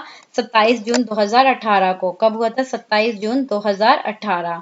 ठीक है, अब इसके बाद में आपका क्या था? Providing subsidy of 550 crore to artisans and generating employment in rural area is the objective of which mission? किस मिशन का ऑब्जेक्टिव था कि 550 करोड़ की सब्सिडी देना आर्टिशियंस को और एम्प्लॉयमेंट जनरेट करना रूरल एरिया के अंदर? तो ये आपका किस मिशन का ऑब्जेक्टिव था? सोलर चक्र मिशन का। किसका? सोलर चक्र मिशन का। अब इसके बाद में आता है अंडर विच मिनिस्ट्री दी नए मंजिल स्कीम वाज लॉन्च्ड? किस मिनिस्ट्री के अंदर जो नई मंजिल स्कीम जो है उसको लॉन्च किया गया? तो वो थी आपकी ministry of minority affairs.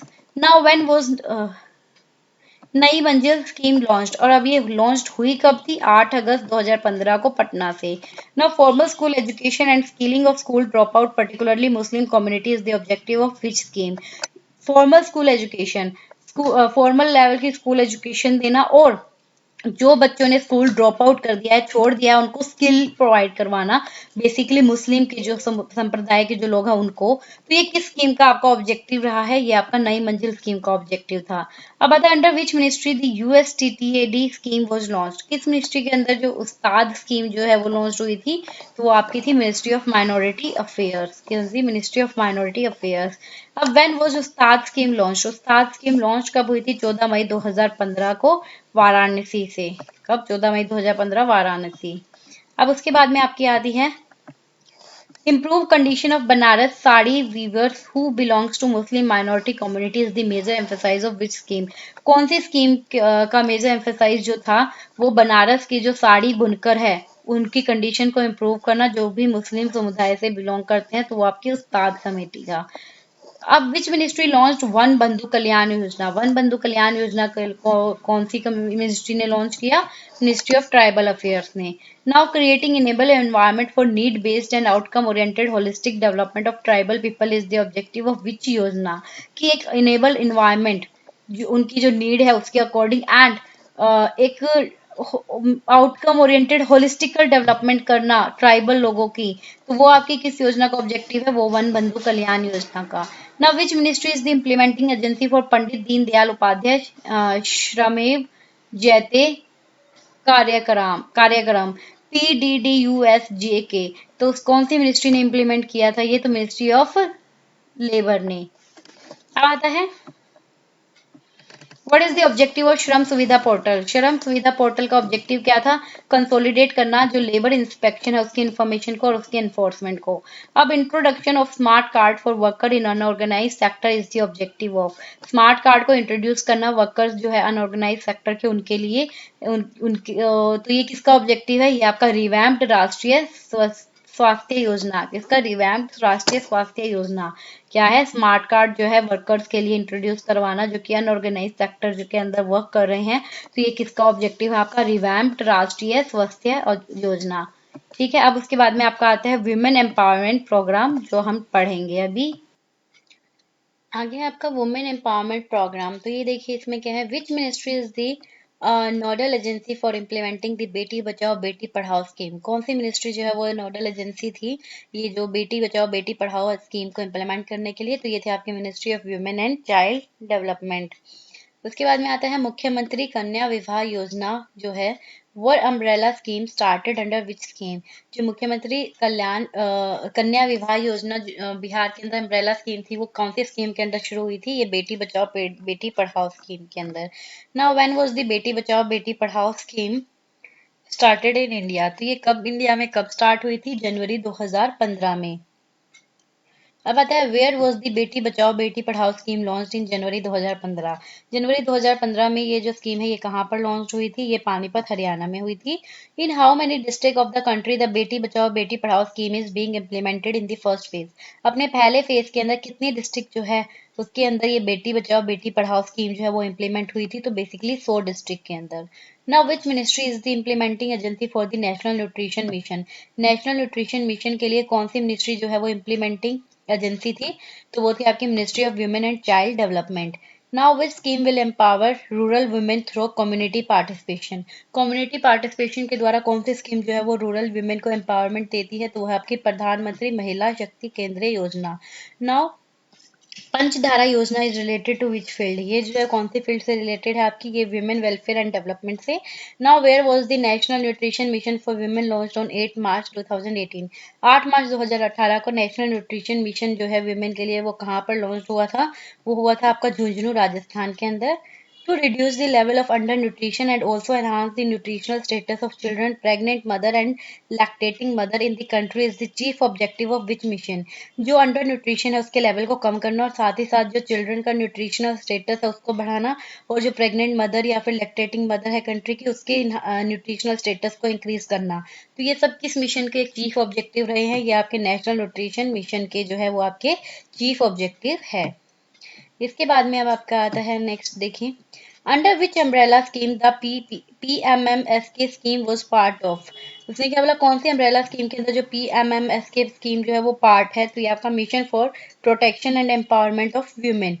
Mission for protection and empowerment of women. अब आता है which ministry implemented the accredited social health activities programme. कौन सी मिनिस्ट्री ने इम्प्लीमेंट किया है बेसिकली आशा प्रोग्राम को?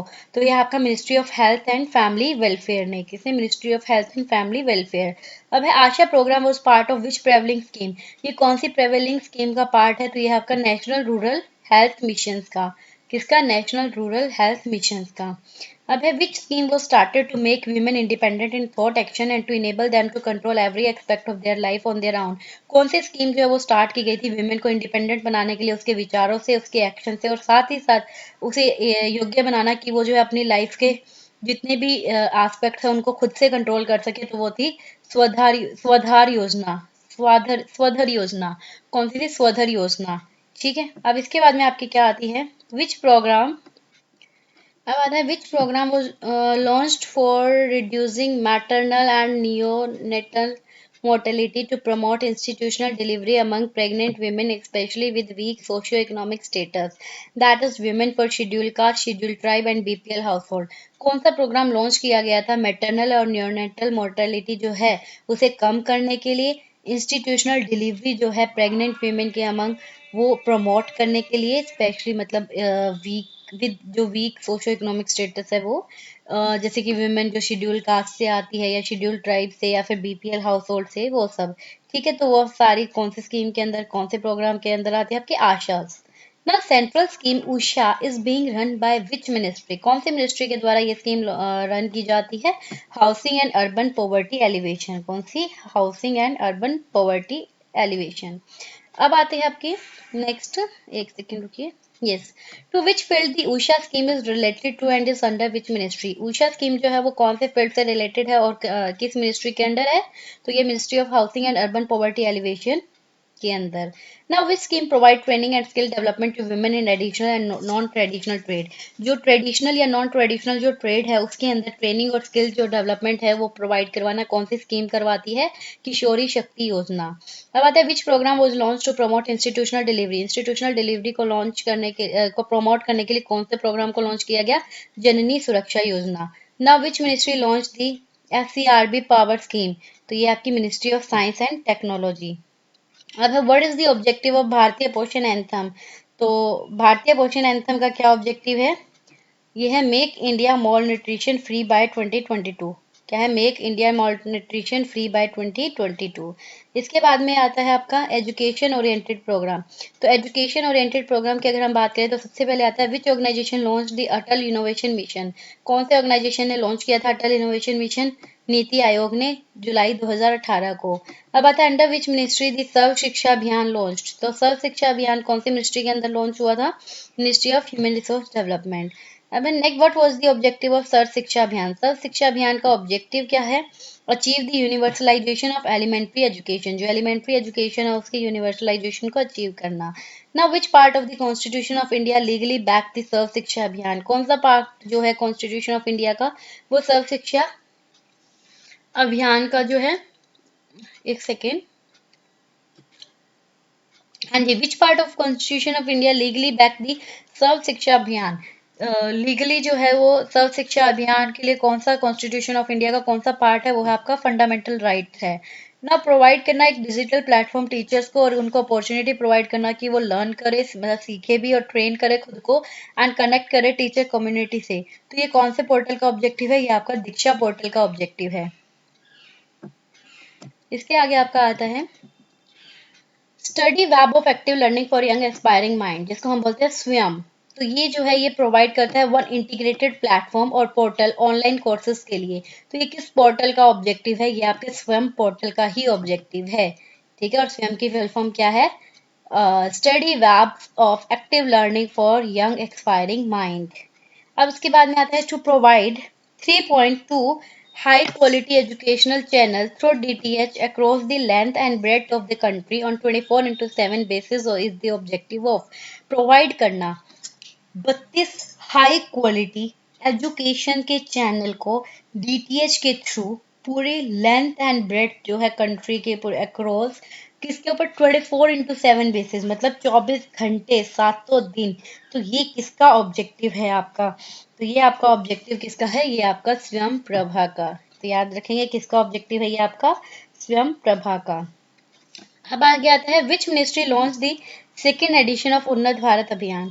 कौन सी मिनिस्ट्री ने लॉन्च किया था उन्नत भारत अभियान का सेकेंड एडिशन? तो ये आपका है मिनिस्ट्री ऑफ एचआरडी, मतलब human resource and development. What is स्वयं? स्वयं की फुल फॉर्म अगेन, तो ये क्या है? Study web of active learning for young aspiring mind. Study web of active learning for young aspiring mind. इसके बाद में आता है what is the expected outcome for the implementation of the national skill qualification framework. क्या expected outcome होगा अगर आप national skill qualification framework को क्या करते हो, इम्प्लीमेंट करते हो? तो उससे क्या होगा? इंक्रीज करना mobility between vocational and general education. जो वोकेशनल या जनरल एजुकेशन है उनके बीच में मोबिलिटी को क्या करना? इंक्रीज करना। ठीक है, इसके बाद में आपका आता है which program was launched to encourage talented children to enrich their skill on 10th October 2019? कौन सा प्रोग्राम लॉन्च किया गया था जो टैलेंटेड बच्चे हैं उनकी स्किल्स को एनरिच करने के लिए, उनको एनकरेज करने के लिए 10 अक्टूबर 2019 को? तो वो था आपका ध्रुव। अब है the name of scheme Dhruv is based on word. जो स्कीम ध्रुव है वो किसके नाम पर, जो बेस्ड, उसका नाम जो है वो किसके ऊपर बेस्ड है? तो वो है आपका जो पोल स्टार जो है जिसका नाम ध्रुव तारा है उसके नाम पर बेस्ड है। अब है scheme of for promotion of academic and research collaboration, मतलब जो स्पार्क, वो लॉन्च हुई थी किस मिनिस्ट्री के अंदर? तो वो हुई थी आपकी मिनिस्ट्री ऑफ एचआरडी, मतलब human resource development.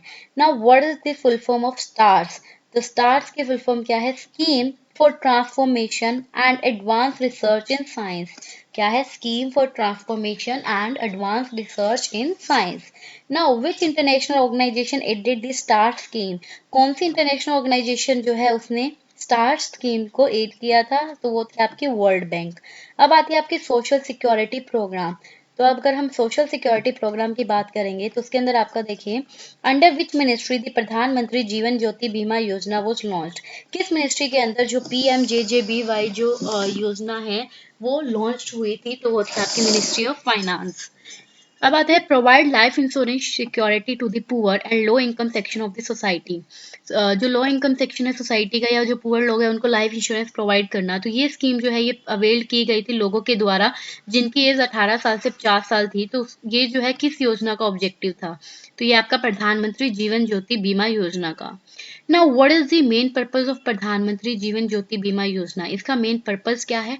Insurance to people at affordable rates. Insurance करना लोगों का एक अफोर्डेबल रेट्स पे। Now, an incident insurance scheme for person age group minimum 18 year and maximum of 70 year is the objective of which योजना? जो accident insurance scheme जो है वो 18 साल से लेके 17 साल तक के जो एज ग्रुप के पर्सन है वो किस योजना का ऑब्जेक्टिव है? वो है आपका PM सुरक्षा बीमा योजना। Now, pension scheme focus on all citizens in the unorganized sector who join the national pension system. The minimum age for joining is 18 and maximum 40 is the objective of which योजना? तो ये आपकी अटल pension योजना। Next आता है आपका by which scheme Atal pension scheme replaced. किस scheme के द्वारा इसको रिप्लेस किया गया?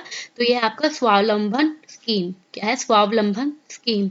Now which is the first such ambitious scheme in the country which help senior citizens to lead a normal life. कौन सी पहली जो ये एम्बिशियस स्कीम है कंट्री की जो कि हेल्प करती है सीनियर सिटीजन्स को एक नॉर्मल लाइफ जीने के लिए? तो वह आपकी राष्ट्रीय व्योश्री योजना। नाउ वेयर वाज द राष्ट्रीय व्योश्री योजना स्टार्टेड ऑन 1 अप्रैल 2017? कहाँ पर ये जो है ये आपकी शुरू हुई थी 1 अप्रैल 2017 को? ये है आपके निलोरे आंध्र प्रदेश में। Now Indira Gandhi national old age pension scheme, Indira Gandhi national window pension scheme and Indira Gandhi national disability pension scheme and national family benefit scheme, ये सब लॉन्च हुई थी किस प्रोग्राम के अंदर? ये थी आपकी नेशनल सोशल असिस्टेंस प्रोग्राम के अंदर। नाउ अंडर PM श्रम Yogi Maan Dhan scheme what is the minimum assured pension per month after attaining the age of 60 year? तो 60 ईयर की एज अटेन करने के बाद में जो PM श्रम योगी मान धन स्कीम है उसके अंदर क्या मिनिमम एश्योर्ड थी पेंशन? तो वो थी आपकी 3000 पर मंथ। Now, राष्ट्रीय Swasthya Bima Yojana launched under social security act 2008 cover which sector? तो ये किस सेक्टर को कवर करती है? आपकी अनऑर्गेनाइज सेक्टर वर्कर्स को। Now hotels and restaurant, motor transport undertaking, newspaper establishment, private medical institution, employ working under sectors are covered under which scheme? तो ये आपकी आती है state insurance scheme. Now, who all are eligible to join the national pension system? National pension system को join करने के लिए कौन सारे एलिजिबल होते हैं? आपकी central government, state government and private employees and self employed. Now when वो स्टार्टअप इंडिया स्टार्टेड, तो ये आपका 5 अप्रैल 2016 को हुआ था। What is the objective of startup India? तो इसका क्या था? फोस्टरिंग इनोवेशन, इनोवेशन को तेज करना। Now under which ministry the one nation one ration card scheme was launched? किस मिनिस्ट्री के अंदर एक नेशन एक राशन कार्ड स्कीम को लॉन्च किया गया? ये आपकी ministry of consumer affair, food and public distribution. अब आते हैं आपके health and wellness program regarding questions. तो देखिए, फर्स्ट है आपका, to provide nutritional support to pregnant and adolescent girls is the objective of which अभियान? न्यूट्रिशनल सपोर्ट प्रोवाइड करना प्रेग्नेंट या अडोलसेंस गर्ल को, ये कौन से अभियान का ऑब्जेक्टिव था? ये आपका पोषण अभियान था। नाउ अंडर विच मिनिस्ट्री दी सुरक्षित मातृत्व आश्वासन, क्या है? सुरक्षित मातृत्व आश्वासन, जिसको हम सुमन स्कीम भी कहते हैं, तो वो लॉन्च हुई थी किस मिनिस्ट्री के अंदर? तो ये आपकी ministry of health and family welfare. Now, to achieve zero preventable maternal and newborn deaths in India and ensuring bringing down the infant mortality rate is the aim of which scheme? Zero preventable maternal and newborn deaths in India, एक achieve करने के लिए कि कोई भी जो newborn death है वो इंडिया में ना हो, और जो इन्फेंट मोर्टेलिटी रेट है उसको भी बहुत कम गिराना, मतलब उसको बहुत कम करना। तो ये सब कौन सी स्कीम का एम था? ये आपके सुमन स्कीम का एम था। और सुमन इज व्हाट? सुरक्षित मातृत्व आश्वासन, सुरक्षित मातृत्व आश्वासन। Now, under the Suman scheme released on 10th October 2019, how many times a pregnant women will have the right to free checkup? इस स्कीम के अंदर, जो कि 10 अक्टूबर 2019 को ये रिलीज हुई थी, तो कितनी बार एक प्रेग्नेंट वुमेन के पास राइट होता है कि वो फ्री में अपना चेकअप करवा सकती है? तो उसके पास 4 टाइम्स ये राइट होता है। Now under which ministry the Ayushman Bharat scheme was launch? किस मिनिस्ट्री के अंदर आयुष्मान भारत स्कीम को लॉन्च किया गया? तो वो आपकी ministry of health and family welfare. Now, Pradhan Mantri Jan Arogya Yojana, health and wellness centre, ये are the component of which scheme? तो ये किस स्कीम के कंपोनेंट है? प्रधानमंत्री जन आरोग्य योजना and health and wellness centre, तो ये आपके Ayushman Bharat. Now which ministry launched mission Indradhanush? Indradhanush mission कौन सी मिनिस्ट्री ने लॉन्च किया था? Ministry of health and family welfare. Now, achieve full immunization coverage for children by 2022 is the objective of which mission? Full immunization coverage जो है उसको achieve करना children के, फॉर चिल्ड्रन के लिए 2020 तक, तो ये कौन सी मिशन का ऑब्जेक्टिव रहा? Mission Indradhanush. Now, diphtheria, whooping cough, tetanus, polio, tuberculosis, measles, and hepatitis B are the 7 vaccine that are covered under which mission? तो उसको जो है किस मिशन के अंडर कवर किया गया? तो ये है आपका मिशन इंद्रधनुष के। कौन से में? मिशन इंद्रधनुष। इसके बाद में आपका आता है पॉपुलेशन पॉलिसी, जनसंख्या स्थिरता कोश and geographical information system mapping, ये सब कौन से मिशन के कंपोनेंट है? तो ये आपके नेशनल अर्बन हेल्थ मिशन के। Now, under which scheme life and disability cover is provided to person between the age of 18 to 59 year? ये आपकी आम आदमी बीमा योजना। नाउ, व्हेन वाज द आम आदमी बीमा योजना इम्प्लीमेंटेड? तो ये कब इम्प्लीमेंट हुई थी? 2 अक्टूबर 2007। नाउ, व्हेन वाज राष्ट्रीय स्वास्थ्य बीमा योजना? राष्ट्रीय स्वास्थ्य बीमा योजना कब लॉन्च हुई? 1 अक्टूबर 2007। नाउ, व्हेन वाज प्रधानमंत्री स्वास्थ्य सुरक्षा योजना launch? March 2006। Now, which scheme of India launched in September 2018 has been considered as India biggest insurance scheme? कौन सी स्कीम जो है इंडिया की वो लॉन्च हुई थी सितंबर 2018 में, जिसको कि इंडिया के बिगेस्ट इंश्योरेंस स्कीम के अकॉर्डिंग कंसिडर किया जाता है? तो वह आपकी प्रधानमंत्री जन आरोग्य योजना। Now, under the Ayushman Bharat scheme, how much health insurance was announced annually for 10 crore poor family? कितने हेल्थ इंश्योरेंस जो है वो अनाउंस किए गए हैं एनुअली? अगर 10 करोड़ पुअर फैमिली की बात करें तो आपके 5 lakh. Now, one urban primary health centre, urban community health centre, auxiliary nursing midwife for 10,000 population accredited social health activist for 200 to 500 household proposal was drafted for which mission? कौन से mission के लिए इनको ड्राफ्ट किया गया? National urban health mission. Now, which ministry implement दी प्रधानमंत्री मातृ वंदना योजना? तो ये कौन सी मिनिस्ट्री ने इम्प्लीमेंट किया था? Ministry of women and child development. इसके बाद में आपका आता है a conditional cash transfer scheme for pregnant and lactating women of 19 years of age above the first live birth is the objective of which योजना। एक कंडीशनल कैश ट्रांसफर करना किसके लिए? प्रेग्नेंट या लैक्टेटिंग वुमेन जो कि 19 साल या उससे ज्यादा की एज की है, पहला जो वो लाइव बर्थ देती है उसके लिए। तो ये कौन सी योजना का ऑब्जेक्टिव है? प्रधानमंत्री मातृ वंदना योजना।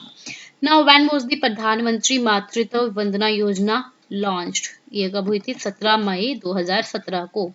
नाउ इन 2013 प्रधानमंत्री मातृ Vandana Yojana was amalgamated with which prevailing program to maximize its benefit? तो ये किसके साथ अमलगामेट हुए थे अपने बेनिफिट को मैक्सिमाइज करने के लिए? National food security act 2013। Now in which year the national rural health mission was launched? किस साल में नेशनल रूरल हेल्थ मिशन को लॉन्च किया गया? 2005 में। इसके बाद में अब आपके नेक्स्ट आता है अंडर आम आदमी बीमा योजना what is the age group for enrolment? आम आदमी बीमा योजना के अंदर क्या एज ग्रुप है एनरोलमेंट करवाने का? 30 साल से 65 साल। Now what is the objective of COVID Suraksha mission? COVID Suraksha mission का ऑब्जेक्टिव क्या था आपका? Program for Indian candidate and researcher working on the कोविड-19 vaccine. What is the time period for the first phase of Covid Suraksha mission? COVID Suraksha mission का जो first phase था उसका time period क्या था? 12 मंथ। ठीक है। Now, when was the National Digital Health Mission launched? 15 August 2020.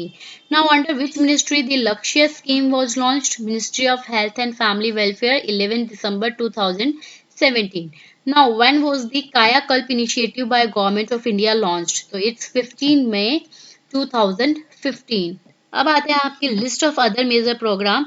कुछ और प्रोग्राम है उनकी लिस्ट दे रखी है, उनके नाम दे रखे हैं, उनका लॉन्च ईयर गिवन है एंड उनका ऑब्जेक्टिव गिवन है। तो 1 मिनट जरा रुकिएगा, मैं ये या तो सबसे पहला आपका आता है community development program. Community development program जो है वो कब लॉन्च हुआ था आपका? 1952 में।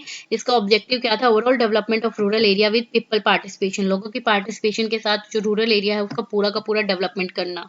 फिर आता है आपका national fund for rural development जो कि 1984 के अंदर लॉन्च हुआ था। इसका ऑब्जेक्टिव क्या था? Grant 100% tax rebate to donor and also to provide financial assistance for rural development project. Tax rebate देना 100% की डोनर्स को और साथ ही साथ फाइनेंशियल हेल्प प्रोवाइड करना रूरल डेवलपमेंट प्रोजेक्ट के लिए। Now support to training and employment program STEP. तो ये जो आपका 1986 के अंदर लॉन्च हुआ था किसके लिए? इंश्योर करना wellbeing of women in the traditional informal sector. Women की वेलबींग को इंश्योर करना किसमें? जो ट्रेडिशनल इनफॉर्मल सेक्टर है उसमें। नाउ स्वर्ण जयंती शहरी रोजगार योजना की अगर हम बात करें 1997 के अंदर लॉन्च हुआ था। इसका ऑब्जेक्टिव क्या था? एम्प्लॉयमेंट जनरेशन करना urban unemployed and under employed poor की। नाउ स्वयं सिद्धा योजना तो ये 2001 के अंदर आपका लॉन्च हुआ था। विमेन एम्पावरमेंट इसका ऑब्जेक्टिव था। नाउ स्वधार स्कीम जो है वो आपका 2002 में लॉन्च हुआ था। इसका ऑब्जेक्टिव क्या था? Under ministry of women and child development के अंदर एंड प्रोवाइड करना shelter food clothing and care to the marginalised women and girl who are in need. Now Jawaharlal Nehru national urban Yojana national urban renewal mission. तो Jawaharlal Nehru national urban renewal mission जो है वो आपका 2005 में launch हुआ और इसका ऑब्जेक्टिव क्या था? Reform driven and fast track development जो है सिटीज के अक्रॉस द कंट्री, कंट्रीज के अक्रॉस जो उनकी डेवलपमेंट करना। उसके बाद में आता है आम आदमी बीमा योजना जो कि 2007 के अंदर लॉन्च हुआ था। इसका ऑब्जेक्टिव क्या था? इंश्योरेंस स्कीम इंप्लीमेंट करना LIC ऑफ इंडिया के द्वारा रूरल की पॉपुलेशन के लिए। Now national rural drinking water program तो ये आपका 2009 के अंदर लॉन्च हुआ था। इसका ऑब्जेक्टिव क्या था? वाटर कवरेज करना किसके through? Restoring to multiple sources like ground water, surface water etcetera. Now Saakshar Bharat 2009 के अंदर ये लॉन्च हुआ था। इसका ऑब्जेक्टिव क्या था? नेशनल लिटरेसी मिशन को रीनेम करना साक्षर भारत एंड इसका एम क्या था? लिटरेसी लाना फॉर ऑल अडल्ट, सभी अडल्ट के लिए, जिसका प्राइमरी फोकस वुमेन पर था। फिर आता है आपका राष्ट्रीय माध्यमिक शिक्षा अभियान और scheme for universalization of access for secondary education तो ये आपका 2009 के अंदर लॉन्च हुआ। इसका ऑब्जेक्टिव क्या था? एनकरेज करना चिल्ड्रन को कि वो एनरोल करे सेकेंडरी स्टेज ऑफ स्कूलिंग के लिए एंड इंक्रीज करना एनरोलमेंट रेट को 52.2% से 75% एंड इंश्योर करना universal access by 2017 and universal retention by 2020। अब आता है एजुकेशन फॉर डिसेबल चिल्ड्रन तो ये आपका 2009 के अंदर लॉन्च हुआ था। इसका ऑब्जेक्टिव क्या था? 100% सेंट्रल असिस्टेंस प्रोवाइड करना एजुकेशन के लिए फॉर डिसेबल्ड चिल्ड्रन जो कि स्टडी कर रहे हैं 11th and 12th in government and local body school. अब आते हैं आपका स्वावलंबन। स्वावलंबन जो है आपका 2010 के अंदर लॉन्च हुआ था। इसके अंदर क्या है? पेंशन कंट्रीब्यूशन है गवर्नमेंट के द्वारा 1,000 रुपए per year under new pension system. जो नया पेंशन सिस्टम आया उसके अंदर पेंशन कंट्रीब्यूट करना गवर्नमेंट के द्वारा 1,000 रुपए पर साल 3 सालों के लिए। फिर आता है पहल। पहल क्या है आपका? प्रत्यक्ष हस्तांतरित लाभ। क्या है? प्रत्यक्ष हस्तांतरित लाभ, जो कि 2013 में लॉन्च किया गया। किसके लिए? Direct benefit transfer of subsidy of LPG. LPG की जो सब्सिडी है उसको डायरेक्टली ट्रांसफर करके उसका बेनिफिट देना। फिर आता है आपका नेशनल आयुष मिशन, जो कि 2014 में लॉन्च हुआ था। इसका ऑब्जेक्टिव क्या था? इसका एम था addressing gap in the health service. जो हेल्थ सर्विस है उसके जो गैप है उसको एड्रेस करना, particularly vulnerable and far of area जो है इंडिया का। नव संसद आदर्श ग्राम योजना, ये जो 2014 में आपका लॉन्च हुआ था। इसका एम क्या था? रूरल डेवलपमेंट और क्लीनलीनेस प्रोग्राम चलाना, जिसके अंदर सोशल और कल्चरल डेवलपमेंट जो है वो भी इंक्लूड थी। फिर आता है आपका global initiative of academic network planning, जो कि गेन जिसको बोलेंगे। तो ये 2015 के अंदर लॉन्च हुआ था। इसका ऑब्जेक्टिव क्या था? Aimed at trapping the talent pool of scientist and entrepreneur to engage with the higher education system. कि जो जितने भी टैलेंट पूल जो है साइंटिस्ट और एंटरप्रेन्योर की, उनको एंगेज करना किसमें? जो भी हायर एजुकेशन इंस्टीट्यूशन है उसके अंदर। फिर आता है आपका give it up campaign. Give it give it up campaign जो है ये आपका 2015 में लॉन्च हुआ था। इसका ऑब्जेक्टिव क्या था? वॉलंटरली लीविंग एलपीजी सब्सिडी, अपनी इच्छा से एलपीजी की जो सब्सिडी है उसको लीव छोड़ना। फिर आता है आपका स्टैंड अप इंडिया, जो कि 2016 के अंदर लॉन्च हुआ था। इसका ऑब्जेक्टिव क्या था? प्रोवाइड करना loan up to 1 crore, 1 crore तक का लोन प्रोवाइड करना एससी और एसटी के लिए, एंड 1 वुमेन पर ब्रांच के अकॉर्डिंग एक वुमेन। नाउ सहज बिजली हर घर योजना, ये 2017 में लॉन्च हुआ था। और इसका ऑब्जेक्टिव क्या था? प्रोवाइड करना free electricity connection to all poor citizen, सभी पुअर सिटीजन को फ्री इलेक्ट्रिकली कनेक्शन प्रोवाइड करना। नाउ प्रधानमंत्री वाया वंदना योजना, तो ये आपका 2017 में लॉन्च हुआ था। इसका ऑब्जेक्टिव क्या था? Pension scheme for senior citizen above age of 60 year, 60 साल से ऊपर की एज वाले जो सीनियर सिटीजन हैं उनको क्या करना? पेंशन स्कीम प्रोवाइड करना। अब list of other measures programme में और भी आपके हैं, और कौन कौन से हैं? संकल्प से सिद्धि प्रोग्राम, तो ये आपका 2017 में लॉन्च हुआ। इसका ऑब्जेक्टिव क्या था? Aimed eight betterment of country economy, कि जो कंट्री की इकोनॉमी है उसको बेटर करना, सिटीजन, सोसाइटी, गवर्नेंस, सिक्योरिटी और अदर वर्टिकल्स इन सबको बेटर करना। नाउ गोबर धन योजना, जिसका मतलब क्या है? गाल्वनिशिंग ऑर्गेनिक बायो एग्रो रिसोर्सेज धन, तो ये 2018 में लॉन्च हुआ। इसका ऑब्जेक्टिव क्या था? सेगमेंट अंडर स्वच्छ भारत मिशन, जो स्वच्छ भारत मिशन है उसी के अंदर ये एक सेगमेंट थी। एंड इसका एम था इम्प्रूव करना लिविंग कंडीशन जो है इंडियन विलेजेस की, and make them open defection free, और उनको जो है डिफेक्शन फ्री बनाना। अब आता है आयुष्मान भारत योजना, जो कि 2018 में आपका लॉन्च हुआ। और इसका ऑब्जेक्टिव क्या था? प्रोवाइड करना free access to health insurance coverage for low income earner, जिनकी इनकम बहुत कम है तो उनके लिए क्या करना? उनकी हेल्थ इंश्योरेंस कवरेज को फ्रीली प्रोवाइड करवाना। अब आता है जी प्रधानमंत्री लघु व्यापारी मानधन स्कीम, तो ये 2019 में लॉन्च हुआ। और इसका ऑब्जेक्टिव क्या था? Voluntary and contributory pension scheme. Now PM किसान सम्मान निधि 2019 के अंदर लॉन्च हुआ। इसका ऑब्जेक्टिव क्या था? To augment the income of the farm family will get up 6,000 rupees per year. जो फार्म फैमिलीज की जो इनकम है वो आपकी हर साल 6,000 जो है बढ़ने की। नाउ भारतीय पोषण कृषि कोष 2019 के अंदर लॉन्च हुआ। इसका ऑब्जेक्टिव क्या था? रिड्यूस करना malnutrition in Indian population. Now Svamitva scheme, जो कि 2020 में लॉन्च हुआ। इसका ऑब्जेक्टिव क्या था? Scheme to promote socio economic empowerment and a more self reliant rural India. Then Atmanirbhar Bharat अभियान, जो कि 2020 के अंदर लॉन्च हुआ। इसका ऑब्जेक्टिव क्या था? Address self reliant India after COVID 19। Then PM Poshan scheme 2022 के अंदर लॉन्च हुआ, जिसका ऑब्जेक्टिव क्या था, ये programme earlier known as mid day meal programme, तो मिड डे मील प्रोग्राम का अदर नाम क्या रखा गया था, पीएम पोषण स्कीम। तो ये हमारा टॉपिक यहाँ पर खत्म होता है। इसके बाद में जो हमारा टॉपिक जो नया स्टार्ट होने वाला है वो क्या है आपका, एग्रीकल्चर। तो एग्रीकल्चर को अब हमें डिस्कस करना है। नेक्स्ट टॉपिक हमारा आता है जो वो है एग्रीकल्चर। तो देखिए, इंडियन एग्रीकल्चर की अगर हम बात करते हैं, what is the rank of India in the world in terms of cultivable land. अगर हम कल्टीवेबल लैंड में बात करें तो इंडिया जो है उसकी क्या रैंक है पूरे वर्ल्ड में, तो ये सबसे पहले नंबर पर है। Now which country has the second place in term of cultivable land. अगर हम कल्टीवेबल लैंड के टर्म्स में बात करें तो सेकंड नंबर पर कौन आता है आपका, यूएसए, मतलब United states of America. Then agriculture sector generates employment for approximately how many people of the total labor force of the country। Agriculture sector जो है वो एम्प्लॉयमेंट जनरेट करता है अप्रोक्सीमेटली कितने लोग जो है उनके लिए। अगर हम कंट्री के टोटल लेबर फोर्स की बात करें तो कितने लोगों के लिए एम्प्लॉयमेंट जनरेट करता है एग्रीकल्चर सेक्टर, ये 48.9%, जो कि एक बहुत बिग परसेंटेज हो जाता है अगर हम देखते हैं तो। Now which sector is known as the backbone of Indian economy. Indian economy के बैकबोन कौन है, agriculture sector. And what is the contribution of agriculture in Indian economy. Indian economy में एग्रीकल्चर का कंट्रीब्यूशन जो है वो धीरे धीरे क्या हो रहा है, डिक्रीज होता जा रहा है, घटता जा रहा है। Now what was the share of agriculture in GDP at the time of independence. अगर हम इंडिपेंडेंस के टाइम की बात करें तो एग्रीकल्चर का हमारे जीडीपी में जो है क्या शेयर था, तो यह है 56.46%। Now development of Indian industries dependent for a long time on. जो डेवलपमेंट है इंडियन इंडस्ट्रीज की वो लॉन्ग टाइम के लिए किस पे डिपेंड है, एग्रीकल्चर पे। What is the percentage of population in Indian economy engaged in agriculture and allied sector। कितनी परसेंटेज जो है इंडियन इकोनॉमी की जो टोटल पॉपुलेशन जो एग्रीकल्चर या एलाइड सेक्टर के अंदर लगी हुई है, तो 52% लोग जो है वो इसमें लगे हुए हैं। Now what is the main agriculture item to be imported from India. India से कौन सी मेन एग्रीकल्चर आइटम जो है वो बाहर से इम्पोर्ट की जाती है, तो वो है एडिबल ऑयल। ठीक है।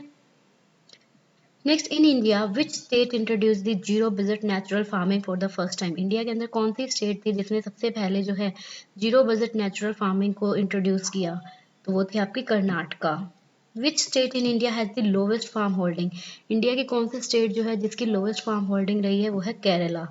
Now which Indian state is agriculture based but has the lowest percentage of agriculture land. कौन सी इंडियन स्टेट है जो कि एग्रीकल्चर बेस्ड है लेकिन उसकी एग्रीकल्चर लैंड जो है उसमें बिल्कुल लोवेस्ट परसेंटेज रही है, तो वो है हमारी Haryana.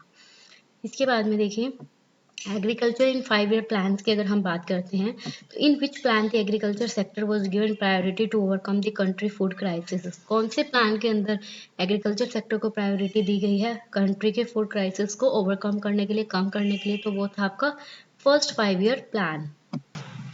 What was the overall growth rate in agriculture in the first 5 year plan। First 5 year plan के अंदर ओवरऑल जो ग्रोथ रेट थी एग्रीकल्चर सेक्टर में वो कितनी थी, वो थी 2.71%। In which scheme 20% of the total expenditure was allocated to agriculture. कौन सी स्कीम के अंदर जो टोटल एक्सपेंडिचर का 20% जो है वो एग्रीकल्चर में लगाया गया था सेकेंड 5 ईयर प्लान में। What was the rate of growth in the agriculture sector in the second 5 year plan. Second 5 year plan में जो ग्रोथ रेट जो है एग्रीकल्चर सेक्टर का वो क्या था, 3.17% था। In which 5 year plan, special attention was given to intensive agriculture district program and crops of high yielding variety। कौन से 5 ईयर प्लान के अंदर जो है वो special attention intensive agriculture district programme को दी गई थी और हाई यील्डिंग वेराइटीज के क्रॉप को, तो वो आपकी थर्ड 5 ईयर प्लान थी। Now which plan was not completely successful due to severe drought। बहुत ज़्यादा ये जो सूखा पड़ गया उसकी वजह से कौन सा प्लान जो है वो सक्सेसफुल नहीं हुआ था, third 5 year plan. Now which revolution started during the third 5 year plan. Third 5 year plan के दौरान कौन सा रेवोल्यूशन स्टार्ट हुआ था, green revolution. And in which 5 year plan negative development वो शोन इन एग्रीकल्चर। किस 5 ईयर प्लान के अंदर जो एग्रीकल्चर के अंदर नेगेटिव डेवलपमेंट जो है वो देखी गई, तो वो थे आपका third 5 year plan. Now which 5 year plan focused on plan research science and technology in agriculture। कौन सा 5 year plan जो है वो फोकस करता था प्लान रिसर्च पे, साइंस पे और टेक्नोलॉजी एग्रीकल्चर के अंदर, तो वो था आपका fourth 5 year plan। Now what percent of total plan expenditure was allocated to agriculture in the fourth 5 year plan।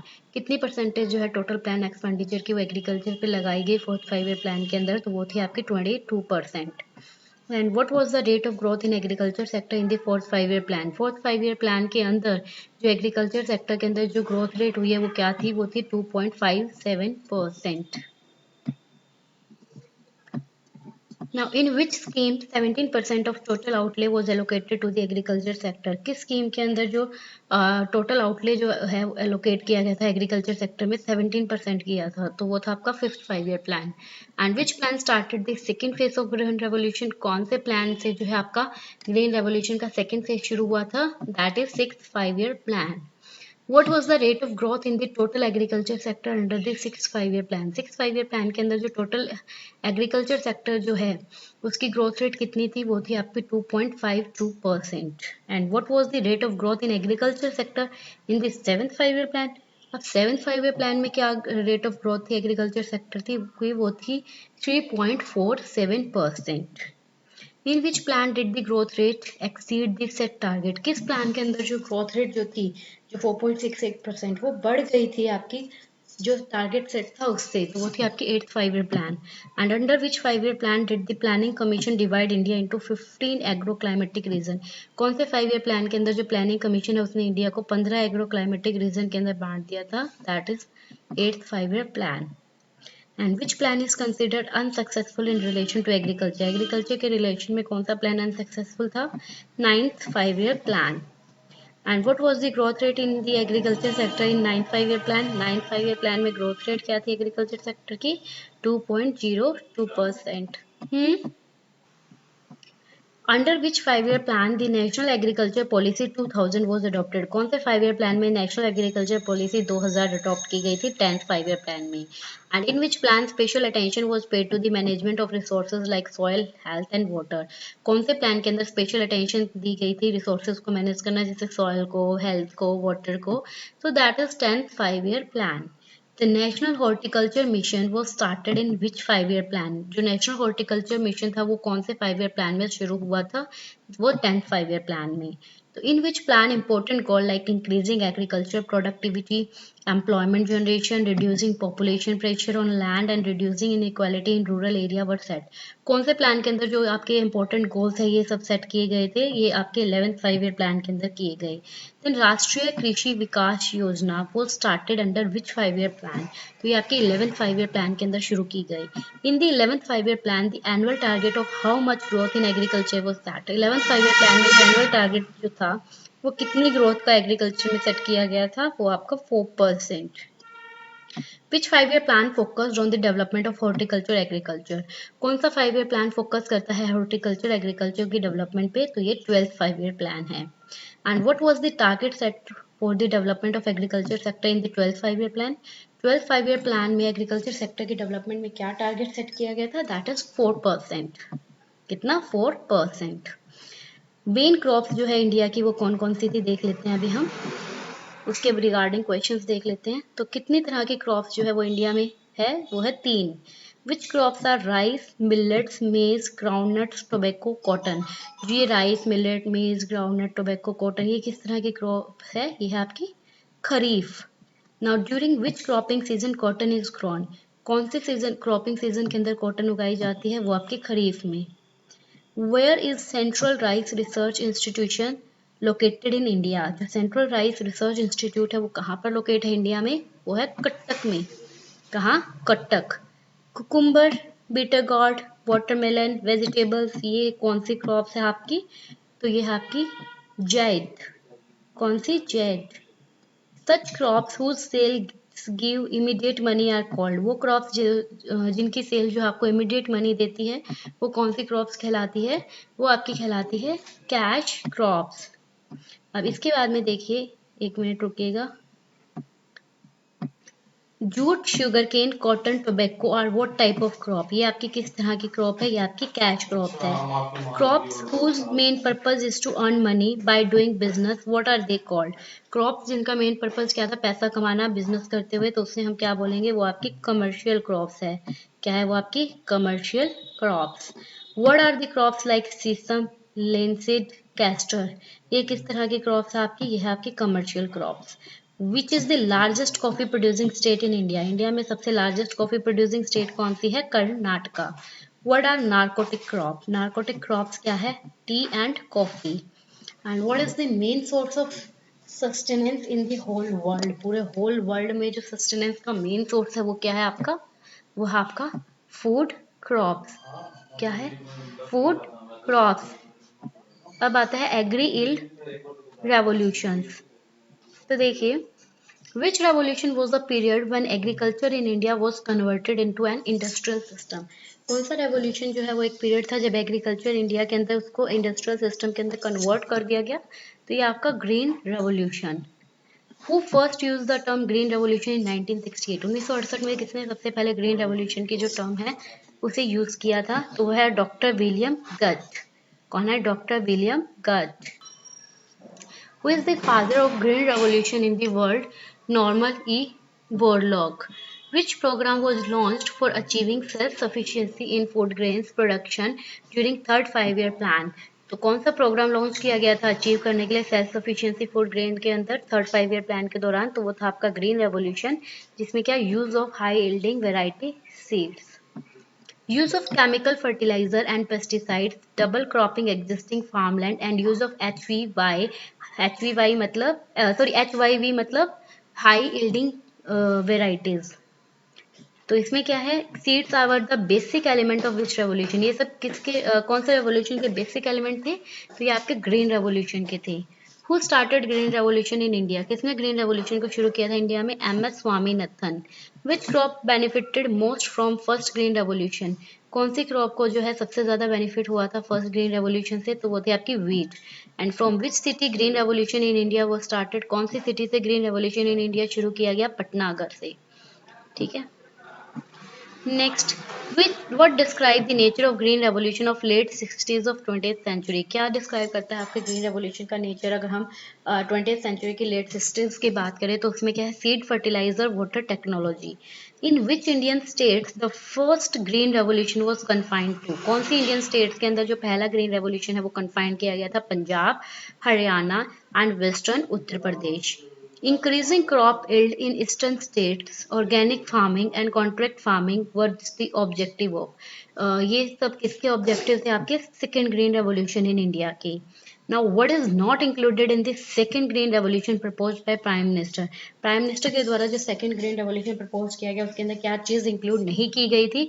वो थी आपकी promotion of foreign investment in agriculture. Now, the production of which food grain increased drastically as a result of the green revolution in India? जो कौन से food grain का production जो है बहुत ज़्यादा बढ़ गया था अगर हम इंडिया में ग्रीन रेवोल्यूशन के बाद की बात करें?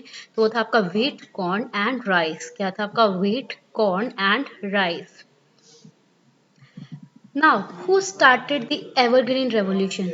किसने शुरू किया evergreen revolution? MS Swaminathan.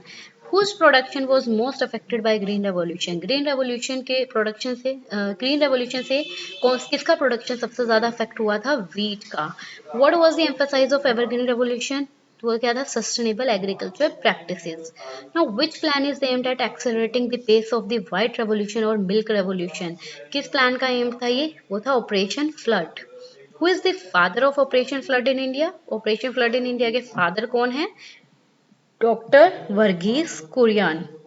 Due to the success of milk supply operation flood, what is the rank of India in the world in the field of milk production? तो इंडिया की क्या रैंक है वर्ल्ड में? अगर हम मिल्क प्रोडक्शन के field में बात करें तो वो है सबसे फर्स्ट नंबर पर।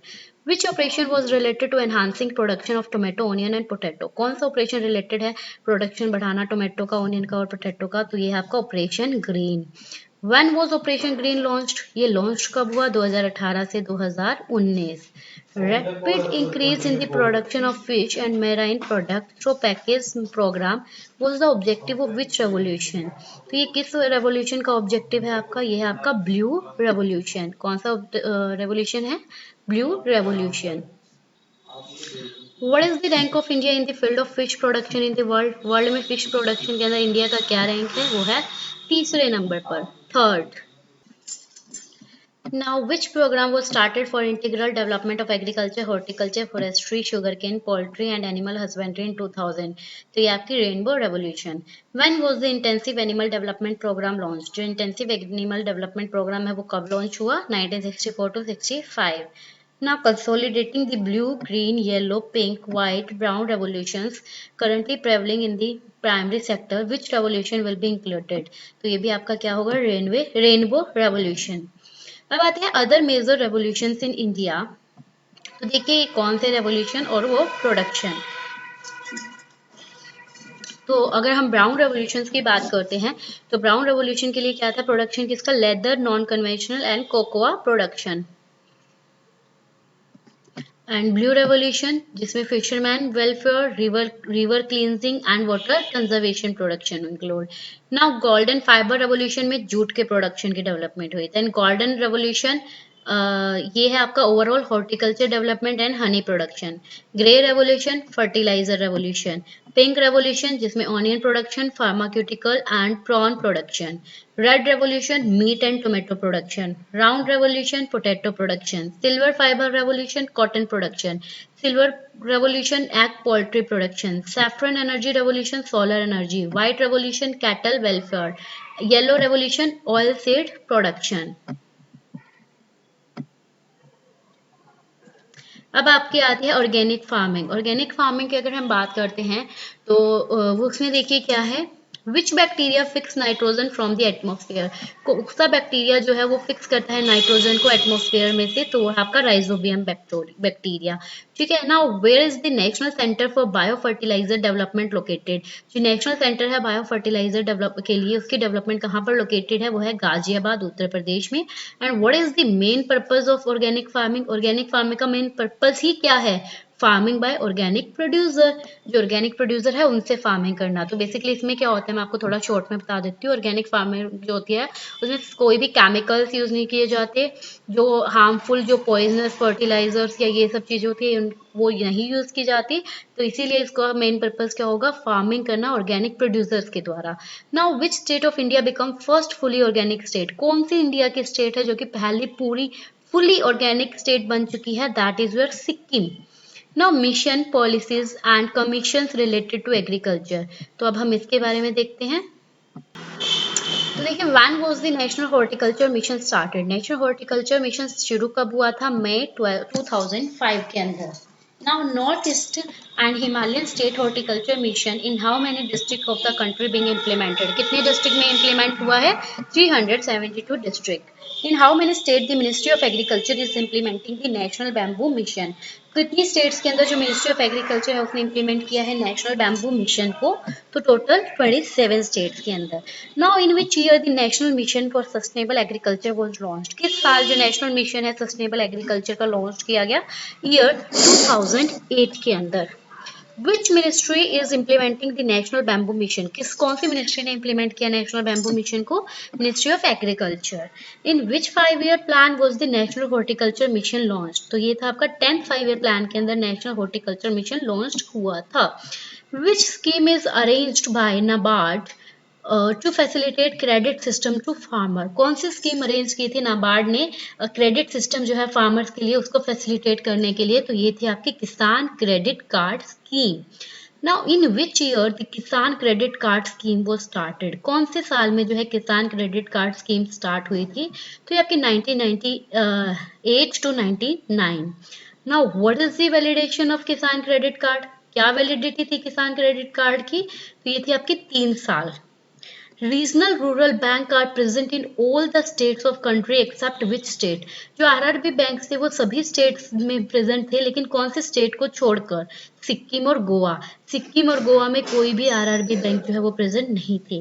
Now when was the RRB established? Established कब हुआ ये? 2nd of October 1975।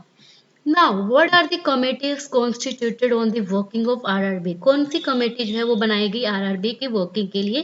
तो ये थी आपकी दांतेवाड़ा, खुसरो एंड कैलकट। कौन सी? Dantewada, Khusro and Calicut. Now, from when is the lead bank scheme being operated by the RBI?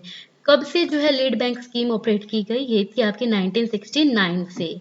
Now in which sector the lead bank scheme was introduced to bridge the credit gap? Credit gap को bridge करने के लिए कौन से sector के अंदर ये जो इंट्रोड्यूस की गई? रूरल सेक्टर के अंदर।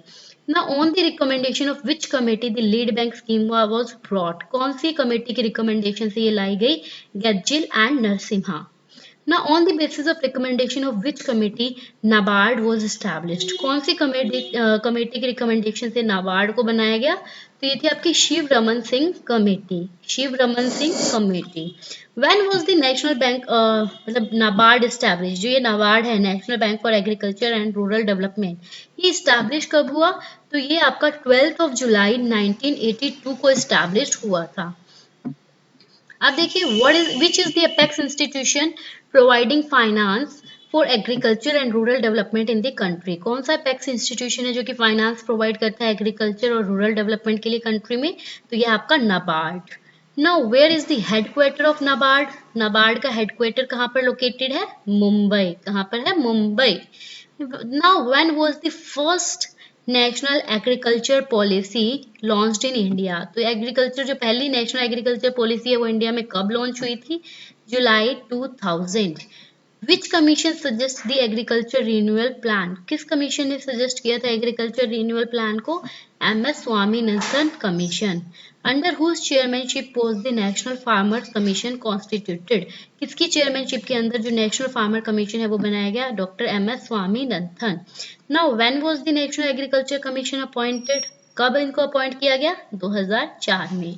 And soil health, water management, credit and insurance facility for farmer, technological reforms in agriculture, remunerative marketing, ये सब कंपोनेंट जो है वो किस कमीशन के थे? ये आपके नेशनल एग्रीकल्चर कमीशन 2004 के थे। Use of biotechnology, space technology and communication technology in agriculture, easy availability of financial service, effective implementation of MSP, ये सब कंपोनेंट कौन सी कमेटी के थे? ये भी आपके नेशनल एग्रीकल्चर पॉलिसी 2007 के थे। Now which agriculture bills were introduced in the 2020 parliamentary session? 2020 के parliamentary session में कौन से एग्रीकल्चर बिल को इंट्रोड्यूस किया but saw huge agitation by farmers? तो ये था आपका the farm produce trade and commerce bill 2020। कौन सा था? Farm produce trade and commerce bill 2020। Now when was the CACP मतलब commission for agriculture cost and price, ये इस्टेब्लिश कब हुई थी? 1985 के अंदर। Which commission publish price policy report? Commission for agriculture cost and price. कौन सा? Commission for agriculture cost and price. Under which ministry commission for agriculture and price function? किस ministry के अंदर जो कमीशन है एग्रीकल्चर और प्राइस का वो काम करता है? तो वो है आपका ministry of agriculture and family welfare. Now which organization recommend minimum support price for crop to the government? कौन सा ऑर्गेनाइजेशन रिकमेंड करता है MSP क्रॉप के लिए गवर्नमेंट को? तो commission for agriculture cost and price. ठीक है, तो ये आपका CACP ही है। Now who is the final authority to finalize the minimum support price for crop? कौन सी फाइनल अथॉरिटी है जो कि फाइनलाइज करती है MSP को क्रॉप्स के लिए? तो ये आपकी cabinet committee on economic affair of union government. क्या है ये? Cabinet committee on economic affair of union government.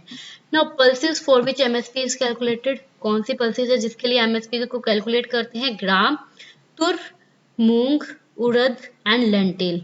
क्या है? Gram, tur, moong, urad and lentil. Now commercial crops for which MSP is calculated? कौन सी कमर्शियल क्रॉप है जिसके लिए MSP कैलकुलेट की जाती है? कॉपरा, sugarcane, cotton and raw jute. Copra, sugarcane, cotton and raw jute. The price at which Food Corporation of India sells its food grain. जिस price पे फूड कॉर्पोरेशन ऑफ इंडिया अपने food grain बेचती है उस price को क्या कहते हैं? उसको कहते हैं इश्यू प्राइस। क्या बोलेंगे? Issue price. Now under recommendation of which committee the national seed policy was drafted?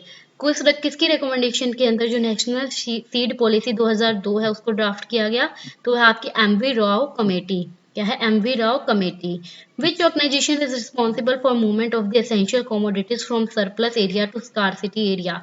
कौन सा ऑर्गेनाइजेशन रिस्पॉन्सिबल होता है मूवमेंट के लिए जो एसेंशियल कमोडिटी है उसको सरप्लस एरिया से स्कार्सिटी एरिया पे?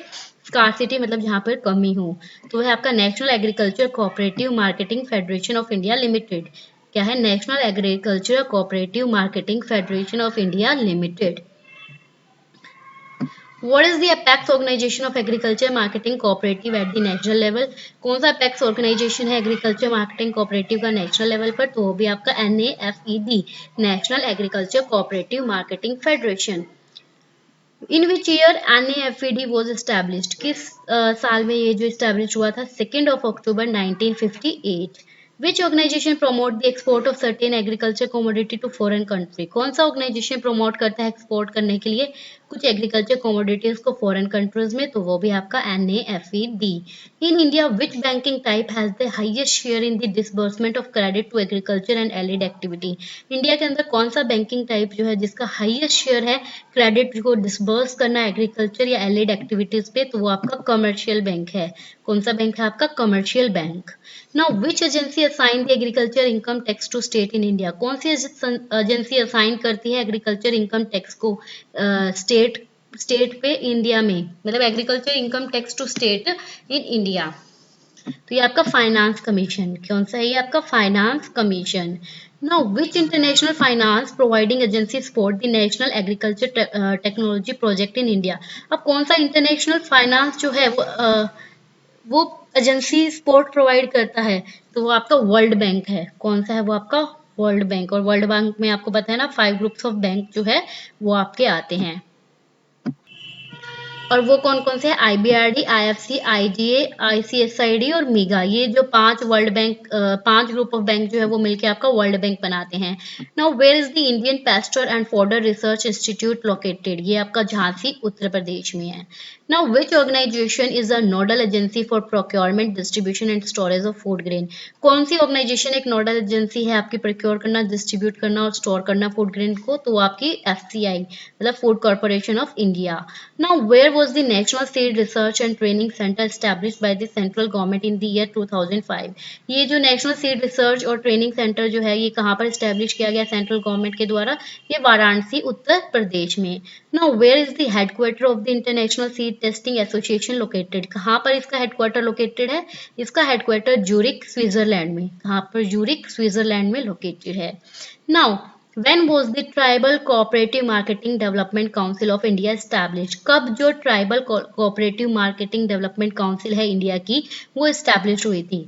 तो ये आपकी 1987 के अंदर एस्टैब्लिश हुई थी। कब हुई थी? 1987 में। In which year national agriculture development fund was establish? जो आपका नेशनल एग्रीकल्चर डेवलपमेंट फंड है वो किस साल एस्टैब्लिश हुआ था? तो ये आपका हुआ था 1997। कहाँ पर कब हुआ था? 1997। Now which committees recommend the formation of lead bank scheme? कौन सी कमेटी जो है वो रिकमेंड करती है लीड बैंक स्कीम की फॉर्मेशन के लिए? तो वो है आपकी doctor Gadgil committee and Narasimham committee. कौन सी है? Doctor Gadgil committee and Narasimham committee. ये आपकी जो है रिकमेंड करती है लीड बैंक स्कीम की फॉर्मेशन के लिए। Now which committee was set up to study the core issue of food corporation of India? कौन सी कमेटी को जो है वो सेटअप किया गया था किस चीज के लिए? स्टडी करने के लिए फूड कॉर्पोरेशन ऑफ इंडिया के जो कोर इश्यूज है उनको। तो ये आपकी शांता कुमार कमेटी। कौन सी है ये? शांता कुमार कमेटी। ठीक है। तो ये जो है यहाँ पर ये हमने टॉपिक जो है हमारा कवर कर लिया है जिसमें हमने मिशन है पॉलिसी एंड कमीशन जो एग्रीकल्चर के रिगार्डिंग है वो सब हमने यहाँ पर डिस्कस कर लिया। इसके बाद का जो हमारा टॉपिक आएगा गाइस वो है आपका food security major programmes and scheme related to agriculture. तो हम फूड सिक्योरिटीज को पढ़ लेते हैं क्योंकि ये छोटा सा है। तो देखिए फूड सिक्योरिटी की अगर हम बात करते हैं तो उसके रिगार्डिंग क्या है आपके questions? Which act was replaced by the food safety and standard act 2006? कौन सा एक्ट रिप्लेस किया गया था फूड सेफ्टी और स्टैंडर्ड एक्ट 2006 के द्वारा? तो ये आपका था prevention of food adulteration act 1954। कौन सा? Prevention of food adulteration act 1954। Now who is the head of the family for the purpose of issuing ration cards under the National Food Security Act 2013? कौन head था family का किस purpose के लिए? Ration card को issue करने के purpose से नेशनल फूड सिक्योरिटी एक्ट 2013 के अंदर। तो वो आपकी ओल्डेस्ट वुमेन जो है फैमिली की वो कौन होगी? आपकी फैमिली की oldest women. Now, what are the crops covered by the National Food Security Mission? National food security mission के द्वारा कौन कौन सी क्रॉप्स जो है वो कवर्ड की गई थी? Rice, wheat, pulses, coarse, cereals. कौन कौन सी थी? Rice, wheat, pulses, coarse, cereal. ये क्रॉप्स जो है आपके नेशनल फूड सिक्योरिटी मिशन ने कवर की थी। Now in which year the agreement on agriculture took place? जो एग्रीमेंट ऑन एग्रीकल्चर जो है वो किस साल जो है वो हुआ था? तो वो आपका हुआ था 1995। कौन सा 1995। तो ये हमारा जो टॉपिक था फूड सिक्योरिटी। फूड सिक्योरिटी मतलब फूड के रिगार्डिंग जो भी अडल्ट्रेशन होते हैं, होर्डिंग होते हैं, फूड्स को होल्ड करके रखना मतलब जमा करके रखना या कुछ भी करना, तो उसके रिगार्डिंग जो एक्ट्स बनाए गए थे, जो आपका prevention of food adulteration act हो गया 1954, तो उसके हमने क्वेश्चन यहाँ पर कवर कर लिए हैं। अब इसके बाद में जो आपका टॉपिक रहने वाला है वो रहेगा मेजर प्रोग्राम एंड स्कीम्स, जो एग्रीकल्चर के रिगार्डिंग है। तो ये सब देखिए ये हम कल की क्लास में करेंगे, और उसके बाद जो आपका नेक्स्ट शुरू होगा वो होगा आपका इंडस्ट्री में। यहाँ पर आपका फिर एग्रीकल्चर खत्म हो जाएगा। तो ये हम जो है हमारी कल की क्लास में शुरू करेंगे। तब तक के लिए आप वीडियोस देखते रहिए। अगर आपको कोई भी डाउट है या फिर आपको वीडियो कैसी लगी है तो प्लीज़ आप कमेंट करके ज़रूर बताइएगा, और अपनी जो वीडियोस है अपने फ्रेंड्स के साथ ज़रूर शेयर कीजिए, बिकॉज ये सारी वीडियोस आपको अपकमिंग एग्जाम्स में बहुत ज़्यादा हेल्पफुल होने वाली है। आपके एसएससी एग्ज़ाम है, कोई भी आपका एग्ज़ाम है, तो उन सब में आपकी ये वीडियो हेल्प करेगी। तो चलिए आपसे मिलते हैं अगले क्लास में, तब तक अपनी प्रिपरेशन करते रहिए। All the best, happy learning, bye bye, take care.